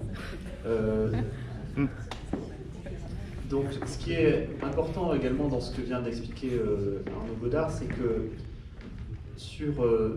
on est sur un ensemble de sites. Et effectivement, on mesure l'enjeu d'une réflexion d'ensemble sur ce grand secteur, hein, puisque je vous ai montré le plan d'ensemble, la vision d'ensemble, mais qui n'est qu'un schéma. Donc on mesure la nécessité d'une vision d'ensemble. Et donc aujourd'hui, le choix qui est fait par les élus, c'est donc que les sites qui sont donc immédiatement voisins de ce site Coquelin puissent entrer dans cette réflexion d'ensemble et dans cette concertation d'ensemble. Donc c'est dans ce cadre que sur le site Moisy, donc, qui a fait l'objet de très très nombreuses interventions lors de l'enquête publique du PLUI, le choix qui est retenu aujourd'hui, donc dans le PLUI, donc le plan local d'urbanisme intercommunal, qui sera approuvé donc, dans quelques mois, ça sera donc de retirer, de supprimer ce qu'on appelle le plan de détail à R+16, donc, qui était intégré dans le document soumis à enquête publique. Et donc dans le document qui sera approuvé, la hauteur donc, de la parcelle sera calée sur celle de la copropriété voisine. Donc on aura un zonage, excusez-moi pour le jargon, UC1, c'est-à-dire du collectif, avec une hauteur de R+6. Ensuite, donc, j'arrive au secteur Coquillier-Villevoie-Mareuil, donc, qui est un foncier donc, en partie privé et en partie public, puisque donc, il comprend également une parcelle ville de Rennes. Donc ce que vous avez remarqué sans doute sur le plan d'ensemble que je vous ai montré tout à l'heure, c'est qu'il y a un enjeu donc, de passer en fait, à travers le site Coquelin, d'abord pour le desservir, pour passer une piste cyclable notamment, et donc il y a un sujet en fait, de débouché sur le boulevard Villevoie-Mareuil. Donc il y a un sujet là qui montre bien qu'on a besoin de réfléchir à l'avenir de ces deux sites ensemble, c'est-à-dire à la fois au site Coquelin et à ce site donc, dit Coquillier Villevoie-Mareuil, donc qui est occupé aujourd'hui par l'école, en particulier par l'école de coiffure Le Cosic. Et donc là, même principe, c'est-à-dire que on va donc intégrer ce site dans une réflexion d'ensemble, et donc le PLUI qui sera approuvé donc, dans quelques mois indiquera clairement que la concertation sur ce projet-là et donc son intégration dans la réflexion d'ensemble sera un préalable à tout aménagement. Voilà sur les trois sites. Je termine en quelques mots et ensuite on pourra passer aux questions par vous faire un retour sur donc, ce qui s'est passé lors de l'enquête publique du plan local d'urbanisme intercommunal. Donc effectivement vous avez été très nombreux à vous mobiliser, vous l'avez expliqué tout à l'heure en introduction, dans le cadre de cette enquête publique. Donc en tout, au niveau de la métropole, il y a eu environ 1900 observations, remarques, pétitions qui sont intervenues sur l'ensemble de la métropole, à peu près 500 sur la ville de Rennes. Et donc sur ce quartier précisément, donc sur le quartier 7, et plus particulièrement sur le secteur Coquelin, donc voilà les quelques remarques principales qui ressortent de vos interventions. Donc beaucoup d'observations sur la question de la densification du quartier, le souhait de limiter les hauteurs, donc là on retrouve évidemment le site Moisy, le souhait de préserver le stade Jean Coquelin, donc, qui est décrit comme un poumon vert, un espace de loisirs, et bien sûr la promenade Georges Brassens, et des observations sur la difficulté de circulation, tout ce que j'expliquais tout à l'heure, notamment sur ces problématiques de franchissement des ponts, et ponts ferroviaires et ponts fluviaux. Donc la commission d'enquête a fait un gros travail qui est disponible là aussi sur le site internet et qui est très riche parce qu'ils adressent à la fois les questions générales mais aussi l'ensemble des questions particulières qui ont été posées. Donc sur la question générale de la densité et de la hauteur, donc voilà l'appréciation de la commission d'enquête. Donc ça c'est l'appréciation de cette commission indépendante hein, qui est composée de commissaires enquêteurs nommés par le tribunal administratif. Donc la commission d'enquête a considéré que la densification est inévitable, notamment pour limiter la consommation foncière, et donc que le renouvellement urbain, la réhabilitation et le changement de destination de bâtis existants sont à privilégier. Donc il y a vraiment très gros sujet dans les conclusions de cette commission d'enquête sur le sujet environnemental, le sujet agricole, qui donc engendre un objectif de densification qui est rappelé par la commission. Alors le deuxième point intéressant, c'est que la commission précise qu'il ne faut pas opposer donc densification et nature en ville, parce que c'est vrai qu'on a souvent tendance à dire on va construire des immeubles et donc du coup on va détruire des parcs, des arbres, etc. Mais justement une manière de concilier cette densification et la présence de nature en ville, c'est d'essayer de libérer de l'espace au sol. Et donc c'est ce que vous disiez tout à l'heure M. Verpeau de Bouygues Immobilier. Le sujet, c'est effectivement d'essayer de voir comment on peut concevoir des projets immobiliers qui libèrent de l'espace au sol avec ce qu'on appelle un coefficient de végétalisation. Et puis dernière remarque générale de la commission d'enquête, c'est la recommandation forte de mieux prendre en compte l'intégration des nouvelles constructions dans le contexte géographique et patrimonial, donc que ce soit les arbres, que ce soit le patrimoine bâti, et plus largement les quartiers. Alors, il y a eu des remarques également sur la question de la concertation, de la citoyenneté plus généralement. Donc, la commission d'enquête précise que la concertation et l'information sur les projets doit se faire en amont par les porteurs de projets sur l'ensemble du territoire de Rennes Métropole. On est bien au-delà de la ville de Rennes, mais aussi l'ensemble des 43 communes de la métropole. Donc elle a appuyé la démarche qui vient d'être engagée par la ville de Rennes pour travailler sur une charte autour de la construction en associant davantage les habitants sur les projets immobiliers. Et elle incite donc à créer un observatoire de la concertation à l'échelle métropolitaine pour évaluer la manière dont sont prises en compte toutes ces étapes de concertation. Sur le site Jean Coquelin, donc les interventions très nombreuses de la population exprimant des inquiétudes sur le devenir de la fonction sportive de ce stade. Donc la commission a considéré que l'engagement qui était pris par la ville de Rennes dans cette orientation d'aménagement que je vous ai présentée tout à l'heure montrait effectivement que l'objectif de la ville était bien de conforter la vocation sportive de cet espace. Et concernant les conditions de la circulation, donc là, la commission a renvoyé au plan de déplacement urbain, dont on a également parlé en début de réunion, qui est donc un autre document d'échelle métropolitaine qui vise à organiser la mobilité et les transports.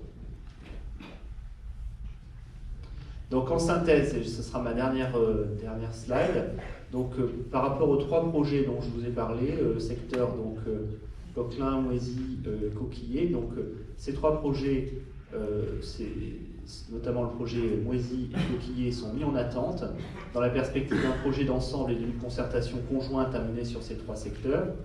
Pour le secteur Moisy, donc on va modifier le zonage du PLU en se basant donc sur un zonage collectif R+6.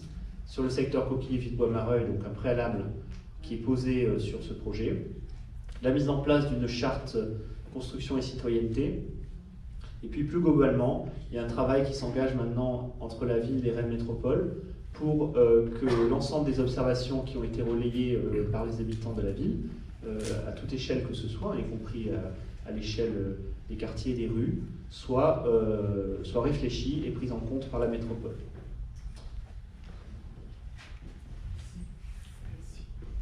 Donc voilà.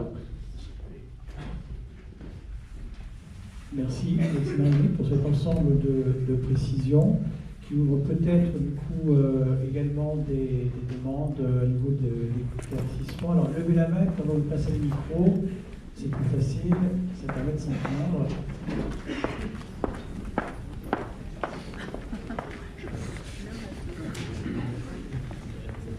Oui, bonjour, je suis Sartésib, je suis le président de l'association sportive des cheminots rennais. Donc évidemment, l'avenir du stade Jean Coquelin m'importe un petit peu.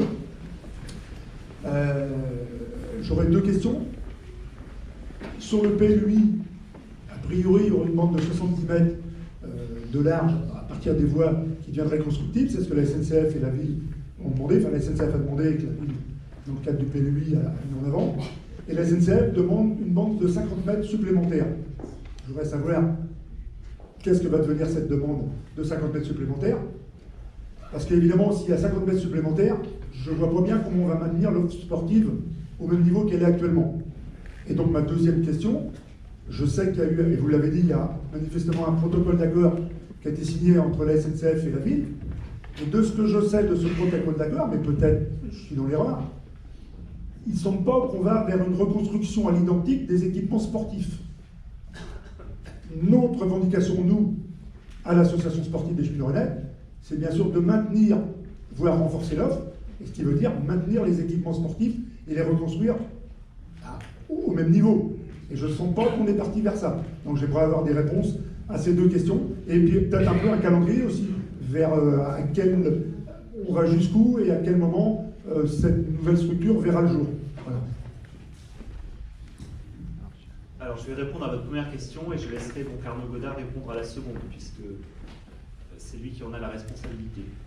Donc le PLUI qui sera approuvé ne modifiera pas le plan qui est sur cette image. Sûr. C'est certain. Je ne peux pas être plus clair que ça, monsieur.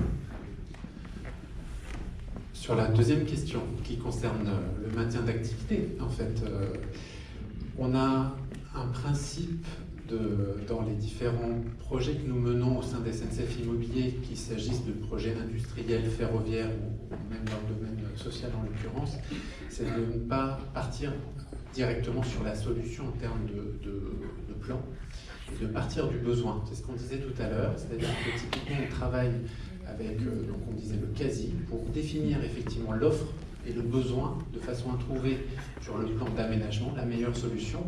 Et par rapport, effectivement, ça a été précisé tout à l'heure, aux aménagements un petit peu datés de l'époque, il y a sans aucun doute des voies de progrès en termes de foncier, en termes de services, et donc c'est bien dans cette démarche que nous nous positionnons, c'est d'abord partir de l'offre, et nous verrons les solutions avec des professionnels architectes, et effectivement on aura l'occasion bien entendu de l'échanger et de partager. Si je peux juste rajouter un truc, ça sera ma dernière parole, et j'espère que vous en avez conscience. Je parle là aussi parce que M. Sébril est là, je lui ai répété plein de fois, je crois qu'il ne croit pas ce que je lui dis. Rien ne se pourra se faire en matière immobilière sans l'accord du CASI. Vous en êtes bien d'accord? Parce que là, pour l'instant, c'est le CASI qui gère la structure. Pour que ce soit la SNCF qui prenne la main, il faut une rétrocession. Vous êtes bien d'accord? Oui, alors je le précise pour des personnes peut-être un peu moins familières de nos procédures, et vous faites bien de le préciser parce que c'est pour ça qu'on est assez à l'aise sur ces sujets-là, parce que on disait tout à l'heure en termes de reconstitution, à partir du moment où c'est utile à l'activité ferroviaire, et c'est utile à l'activité ferroviaire notamment, nous devons de toute façon reconstituer. Donc la question de la reconstitution se pose. Point 1. Point 2, en fait, le propriétaire doit donner son accord. Le propriétaire, c'est la SNCF, et en fait, on a nécessairement sur ces sujets-là à nous attacher effectivement, j'allais dire, l'accord, la validation du comité d'activité sociale et immobilier interentreprise, excusez-moi, et effectivement, et vous n'êtes pas sans savoir effectivement que nous travaillons main dans la main, puisque j'ai l'honneur depuis 6 mois d'en être aussi le président, et c'est pas pour rien, c'est qu'on travaillera main dans la main avec le CASI, bien entendu. Bien, merci. D'autres questions? Bonsoir. Alors juste pour abonder dans le sens, ce n'est pas qu'une question entre personnes de la SNCF, puisqu'en fait cet équipement sportif a vocation à servir tous les riverains et les enfants qui sont aux alentours. Je remercie M. Mariani pour la mise en perspective du projet au global, parce que c'est vrai qu'on avait assisté à des présentations sur l'équipement moisi, qui, pris individuellement, peut être intéressant, mais il faut voir un peu ce que ça donne au niveau global. Donc là, c'est intéressant de le remettre en perspective. Moi, j'avais toujours quand même des questions sur... deux questions. Une première sur le transport. Donc, je pense que la voie que vous prévoyez au nord des voies ferrées paraît en effet très intéressant pour désengorger la partie sud. Après, sur le plan, et je vous ai déjà posé la question, je crois, précédemment, il y a une flèche également en pointillé qui passe au sud des voies ferrées. Et donc là, quelle sera la vocation en fait de cette voie? On appelle ça voie de dessert, je crois, sur le plan. Idéalement, et c'est mon point de vue, il ne faudrait pas qu'elle débouche de chaque côté, puisque sinon ce sera, en suivant Waze ou je ne sais quel GPS, un raccourci pour pas mal de gens. Alors, tout à fait, on en avait parlé plusieurs fois, je ne sais pas si vous m'entendez. Donc la voie nord, donc, au nord des voies SNCF, donc elle a une vocation de transit interquartier. Elle ne dessert quasiment rien en fait, puisqu'elle a une largeur très, très faible en fait, puisqu'il y a très peu d'espace entre la voie ferrée et la Vilaine. Par contre, au sud, cette voie qui est en pointillé là sur cette carte, elle a plutôt une vocation donc de desserte, c'est ce qu'on s'était dit au téléphone. Elle n'a pas de vocation de transit. L'objectif, c'est pas de créer un nouveau shunt très rapide qui va permettre de couper le quartier. C'est pas ça du tout l'idée. L'idée, c'est de créer par contre clairement une voie d'accès au secteur Coquelin par l'est, par Villebois-Mareuil, et par l'ouest. Ensuite, savoir comment on va traiter, est-ce que les deux bouts vont se rejoindre ou pas, ça sera à discuter dans le cadre de l'étude dont a parlé tout à l'heure Arnaud Godard. Et en tout cas, on trouvera les solutions pour faire en sorte que cette voie ne soit pas positionnée comme une voie de transit.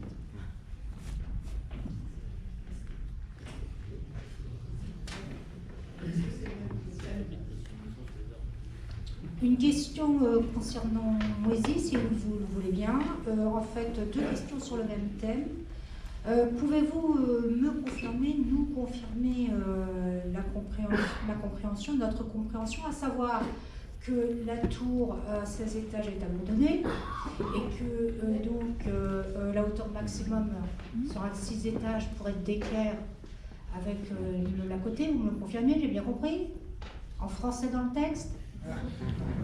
Excusez-moi si je n'ai pas été clair, mais c'est... Non mais vous jargonnez, vous avez en face de vous un public qui n'est pas spécialiste. Donc, il y a certains dans cette salle qui sont tout à fait spécialistes, donc ils ont regardé. Excusez-moi, je suis pourtant une... Je vais le redire donc, en français. Excusez-moi d'exister. Je n'ai pas du tout voulu dire ça là. Donc le projet de tour de 16 étages, donc, il est gelé et il est abandonné dans ce cadre-là. Il est abandonné. Parce que le PLUI, tel qu'il va être approuvé, ne le permet plus. Alors la question subsidiaire ensuite, relayée par mes petits camarades, et sur la zone coquillée, c'est-à-dire l'école COSIC au niveau de la hauteur, on en est où? Alors, donc sur ce secteur-là, coquillé COSIC, donc aujourd'hui, on a un double zonage. Alors, excusez-moi, du coup, pardon, je rejargonne. Donc, on a un secteur qui permet donc une urbanisation qui s'appelle sur ce schéma-là UO. Donc, c'est un secteur d'urbanisme opérationnel. Donc, ce secteur-là, il va être mis à la concertation, comme je l'ai indiqué, dans le cadre d'ensemble. Donc, sa hauteur précise, elle devra être discutée dans le cadre du projet d'ensemble qui sera discuté en Coquelin, Moisy et Coquillé.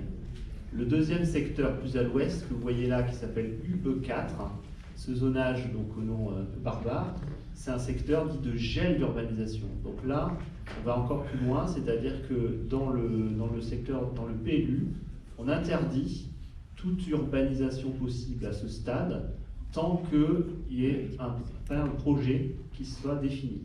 Le jour où un projet sera défini sur ce secteur UE4, et certainement ça sera un projet plutôt assez bas, parce qu'on voit qu'effectivement on est déjà en arrière de la rue, le jour où donc ce projet sera défini, pour pouvoir être urbanisé, ce secteur devra faire l'objet d'une nouvelle modification de PLU avec une nouvelle enquête publique.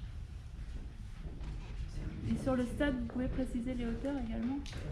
Rien n'est défini sur le stade puisque l'étude urbaine vient de commencer.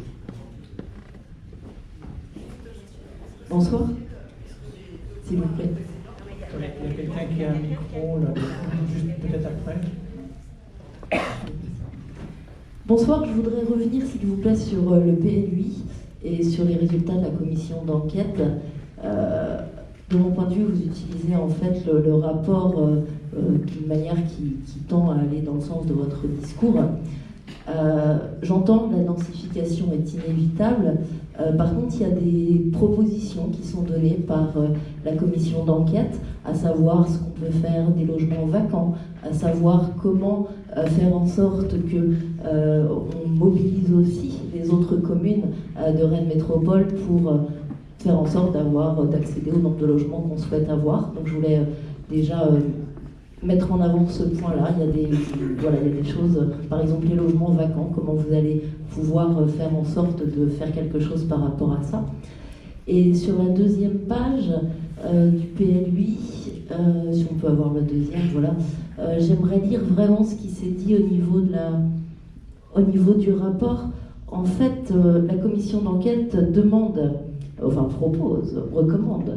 à ce que les communes, encourage à ce que Rennes Métropole, les communes et les maîtres d'ouvrage à élaborer leurs projets dans la transparence et la concertation, ok, et dit à propos de la densification, toutefois, la densification doit se faire en s'intégrant au mieux à l'existant dans le respect du voisinage, ce mot est cité, et selon un type architectural innovant, afin de ne pas reproduire les erreurs passées des années 70. Donc c'est bien ce qui est noté là dans le PLU.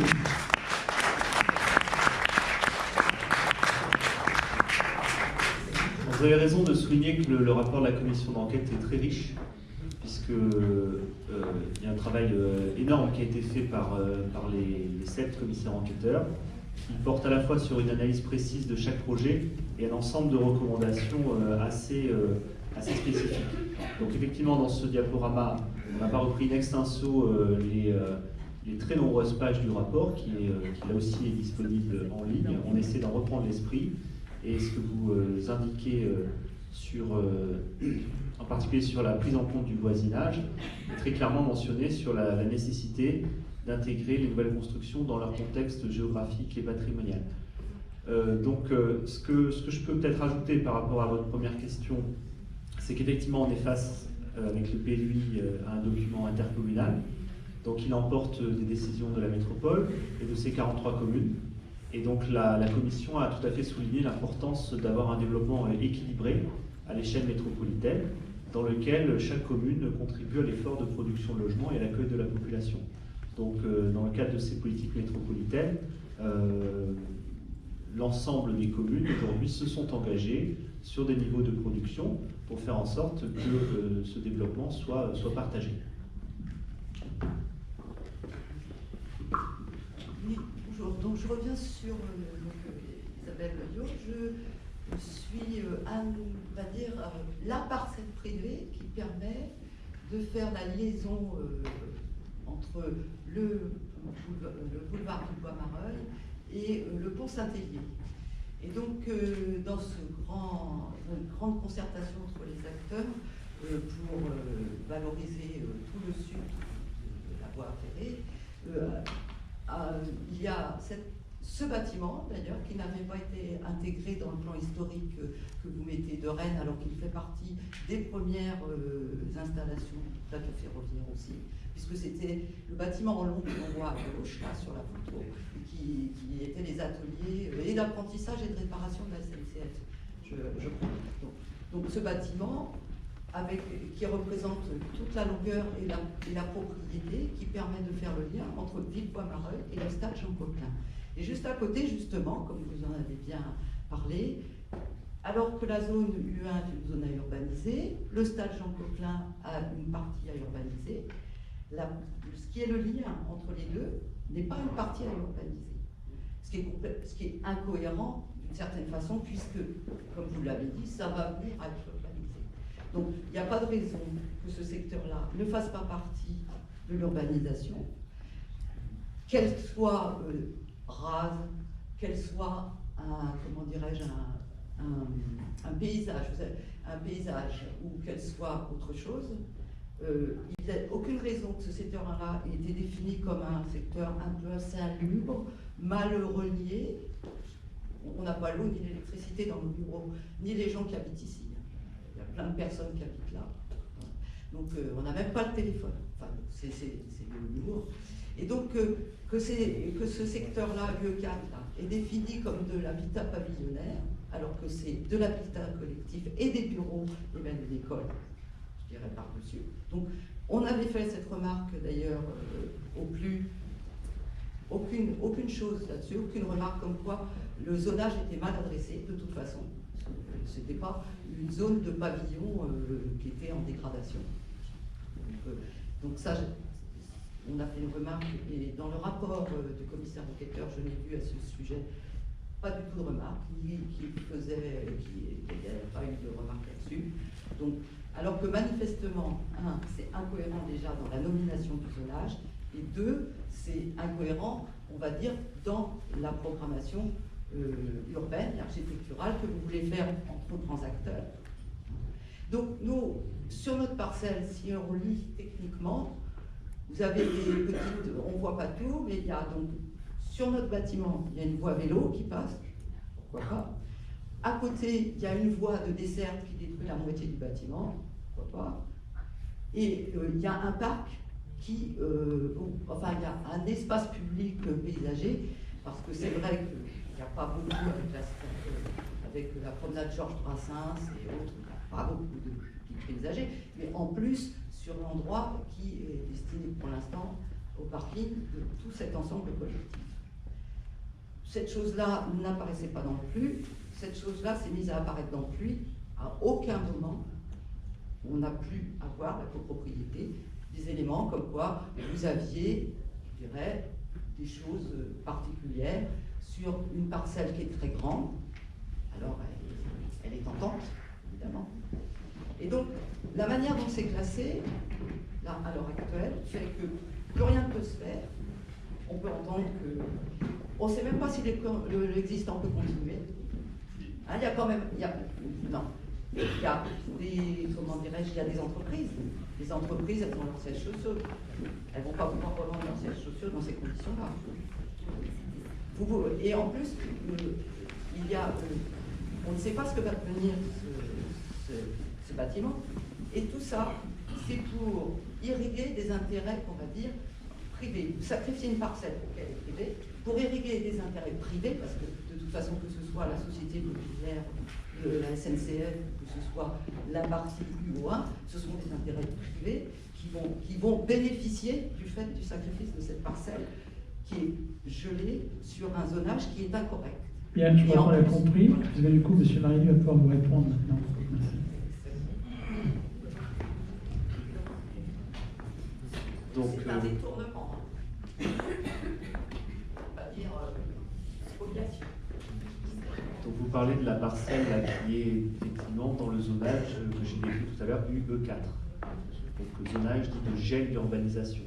C'est effectivement une parcelle qui se retrouve grevée de beaucoup de contraintes, puisque on cherche à y prolonger le parc de la promenade Georges Brassens pour l'amener jusqu'à Villevoie-Mareuil le long de la voie ferrée, comme on le fait sur d'autres secteurs, comme on le fait sur Madeleine, par exemple, à l'ouest de la gare. On cherche à y faire passer une voie vélo, et on cherche à y faire passer une voie de desserte qui permettra donc d'irriguer le secteur coquin. Donc c'est effectivement un secteur qui va se trouver très peu constructible en réalité. En dehors de ça, quid de l'existant, quid des gens qui sont là. Comment on peut se permettre, on va dire, peut-être de prélever une parcelle de telle façon sans jamais en avoir averti qui que ce soit? Je veux dire, parce que c'est inscrit au plus, c'est pas du schéma d'aménagement, donc sans avoir averti qui que ce soit. Et en plus, vous dites que c'est des zones à urbanisées, il n'y a pas de raison qu'elles ne soient pas, avec peut-être d'autres qu'elles ne soient pas prises dans le puits actuel, qui n'ont pas à être gelées de cette façon. Il y aurait... Alexis Marigny a pu vous répondre. Si on peut passer peut-être à l'autre intervention, si la gente veut prise de parole. M. Marigny, il a juste dit ce qu'il a dit. Il n'a pas répondu au fait de comment se fait-il qu'à un moment donné, non. Il y a à un moment donné une parcelle sans concertation, sans, je dirais, la moindre, se trouve grévée, se trouve complètement sacrifiée par rapport à des intérêts privés de chaque côté. Voilà, ça, on va le dire comme ça. Madame, il ne s'agit pas d'intérêt privé, puisqu'on parle d'une piste cyclable, d'un parc qui se prolonge. On dessert le stade Jean Courtin, on se permet, il y a une route, il y a des tas de choses. On se permet de venir à un moment donné. Mais j'ai très bien compris votre remarque. Et effectivement, comme vous l'avez mentionné, vous avez pu intervenir à l'enquête publique sur ce sujet, ainsi que tous les membres de la copropriété, puisque vous avez fait une pétition sur ce sujet qu'on a lu avec attention. Donc ce que je peux vous dire à ce stade, c'est que toutes les remarques des habitants, donc à l'enquête publique, font l'objet actuellement d'un examen. À ce stade, il n'est pas prévu de donner suite à cette requête. Par contre, ce que je peux vous proposer, c'est peut-être qu'on ait une rencontre avec vous et la copropriété, de telle sorte qu'on puisse vous expliquer davantage le projet. Mais le projet, on l'a à peu près bien compris. La commission d'enquête se permet de dire qu'on ne comprend pas pourquoi il y a des servitudes qui sont... Excusez-moi, non, madame, on ne va pas aller plus loin. Monsieur Mariani vous a fait une proposition de vous rencontrer et on va pouvoir, dans un cadre beaucoup plus mieux approprié, regarder tous les aspects de vos demandes. Donc, je vous propose qu'on vous rencontre ultérieurement et qu'on continue cette soirée.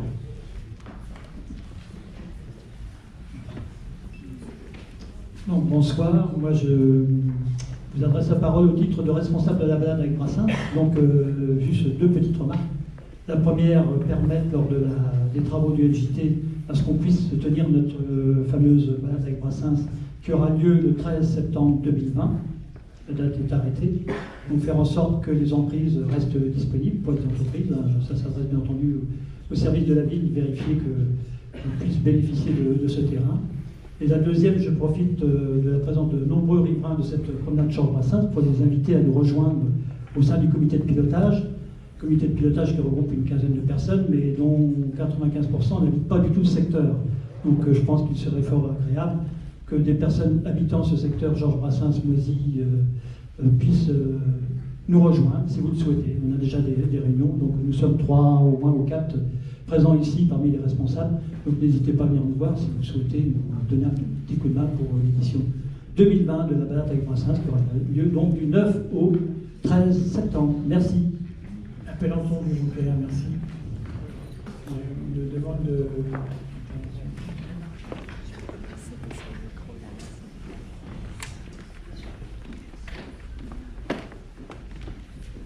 Bonsoir. Donc, ce que je comprends, les mobilisations autour du PLI semblent avoir porté leurs fruits, puisque je suis ravie que les gens du secteur Moisy, leur tour va être gelé, enfin, a priori annulé. Donc, c'est une excellente nouvelle. On est ravis. Que la sécurité populaire et la démocratie peuvent être appliquées. Dans ce contexte, j'aimerais comprendre pourquoi nous, riverains de la Poterie, signataires d'une pétition que nous avons stoppée à 1000 signatures, membres du quartier 7, nous ne figurons pas à l'ordre du jour et nous nous sommes entendus dire hier soir par M. Semeril qu'il n'y aurait pas de concertation concernant la tour Guillon, qu'il n'y aurait pas de modification du projet, il sera réalisé tel qu'il est avec une cession des terrains de gré à gré. Donc, manifestement, 2 poids, 2 mesures. Il y a des tours qui gênent, d'autres moins. Nous, à la Poterie, nous souhaitons une réunion publique pour en débattre avec tous les habitants. C'est d'ailleurs ce qui a été préconisé par la commission d'enquête du PLUI, qui a incité Rennes Métropole à faire de la concertation en amont avec un public élargi et non pas juste des riverains avisés. Voilà. Donc, tous les riverains de la Poterie aimeraient une réunion publique pour débattre du bien fondé de cette tour de 17 étages qui ne s'intègre pas au bâti existant et qui plombe le voisinage. Ombre portée à l'appui, puisque les études que nous avons reportées sont catastrophiques. Voilà.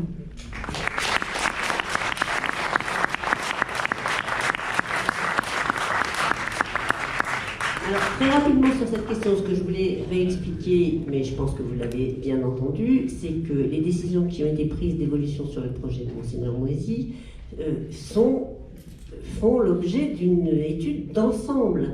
Et enfin, c'est ce que M. Mariani vous a expliqué depuis quelques minutes.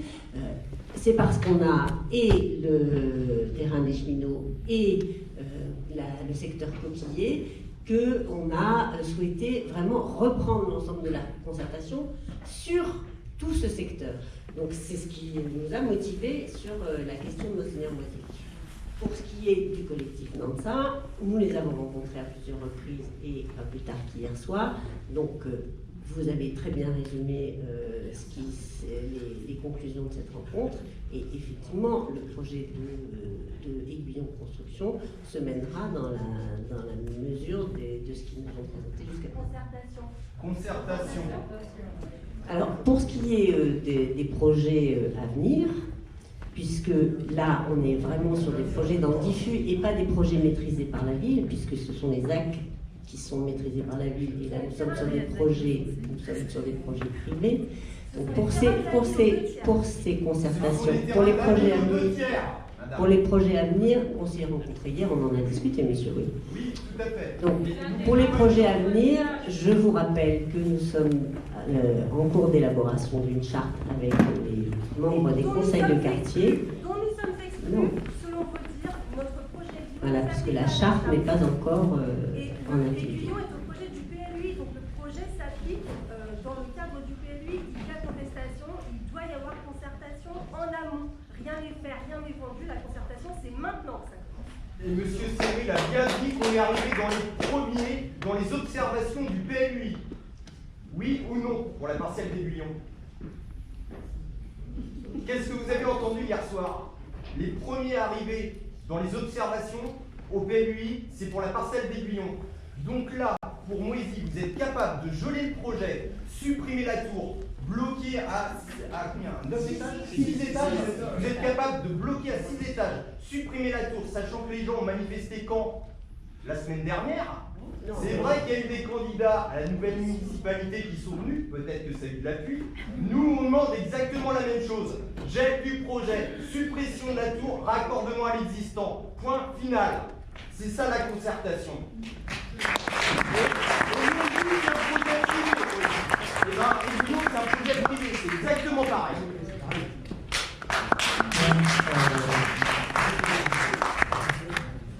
On arrive peut-être au terme de cette réunion. On veut des explications, on veut des engagements. Vous faites référence à des réunions qui ont eu lieu notamment hier soir à laquelle tout le monde n'était pas ici. Donc il y a des moments.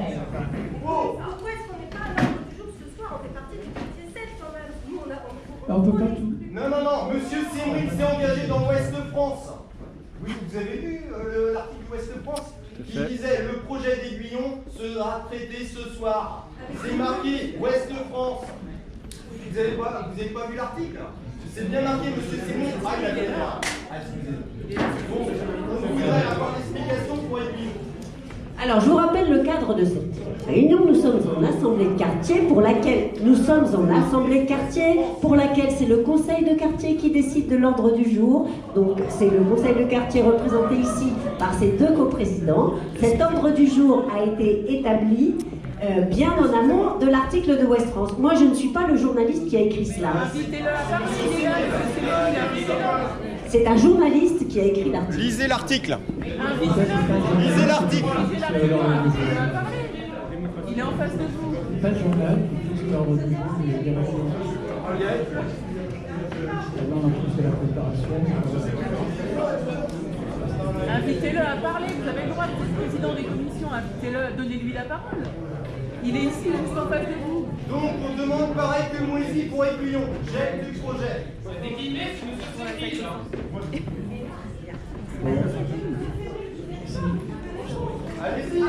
Allez-y, pourquoi Moisy on bloque? Pourquoi Aiguillon on autorise?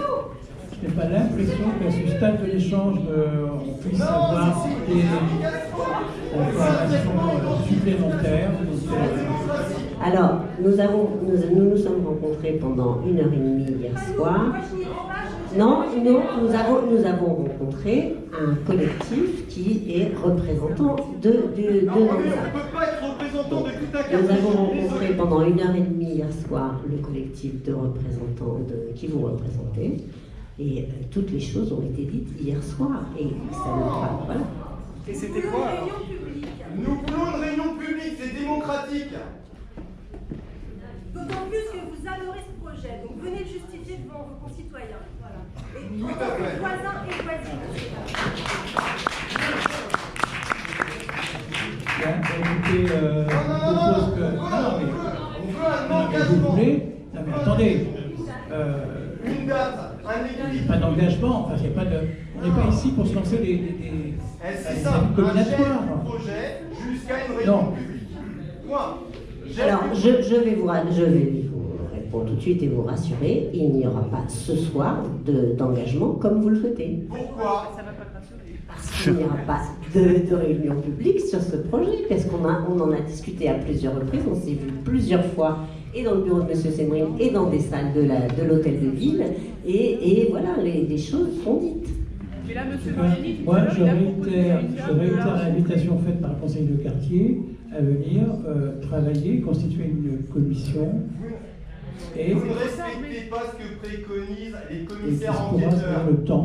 le temps et les moyens de travailler et d'engager cette concertation avec la ville. Ce qui serait bien, c'est de mentionner au PV de la réunion de ce soir ce que vient de dire Mme Debroise, qu'il n'y aura pas de réunion publique concernant un projet important, je pense. Ouais. Il n'y a pas de concertation. Et il faut que ça soit acté. Pour Ouest France, ça va être très bien. On va bien se marrer. Il y avait déjà eu une réunion publique qui avait été organisée par Yves Guillon au mois d'avril. Qu'est-ce que ça a donné, madame? Ça a donné quoi? Une étude d'ombrage fausse. 150 riverains qui étaient contre ce projet. Ils l'ont bien fait comprendre. Et suite à ça, aucune présence d'aucun représentant de la ville de Rennes. Tout le monde était en congé. Nous, on s'est déplacés, les habitants, on était 150 à s'être déplacés pendant nos congés. Et je pense que Yves Guillon a compris qu'on n'en voulait pas. Si on veut on n'est pas contre les constructions, on est d'accord, on n'est pas contre, mais on veut quelque chose de raisonné qui se raccorde à nos bâtiments. Nos bâtiments, ils font 12 mètres de haut, vous voulez faire 32 mètres et 50 mètres. Je suis désolé, ça c'est pas du raccordement. Et de toute façon, dans le PLUI, c'est clair, c'est raccordement avec l'existant, concertation avec les habitants et un maximum d'habitants, pas que 5. Voilà, c'est tout ce que Merci à tous. Merci. Vous aurez l'occasion de poursuivre autrement, à d'autres moments, cet échange, cette demande de concertation, cette demande d'explication. Vous aurez l'occasion de la poursuivre ultérieurement. Je pense que pour ce soir, en tout cas, je voudrais remercier les gens, les personnes, les opérateurs, les services de la ville qui se sont mobilisés pour nous rencontrer ici ce soir. Voilà. Merci à tous.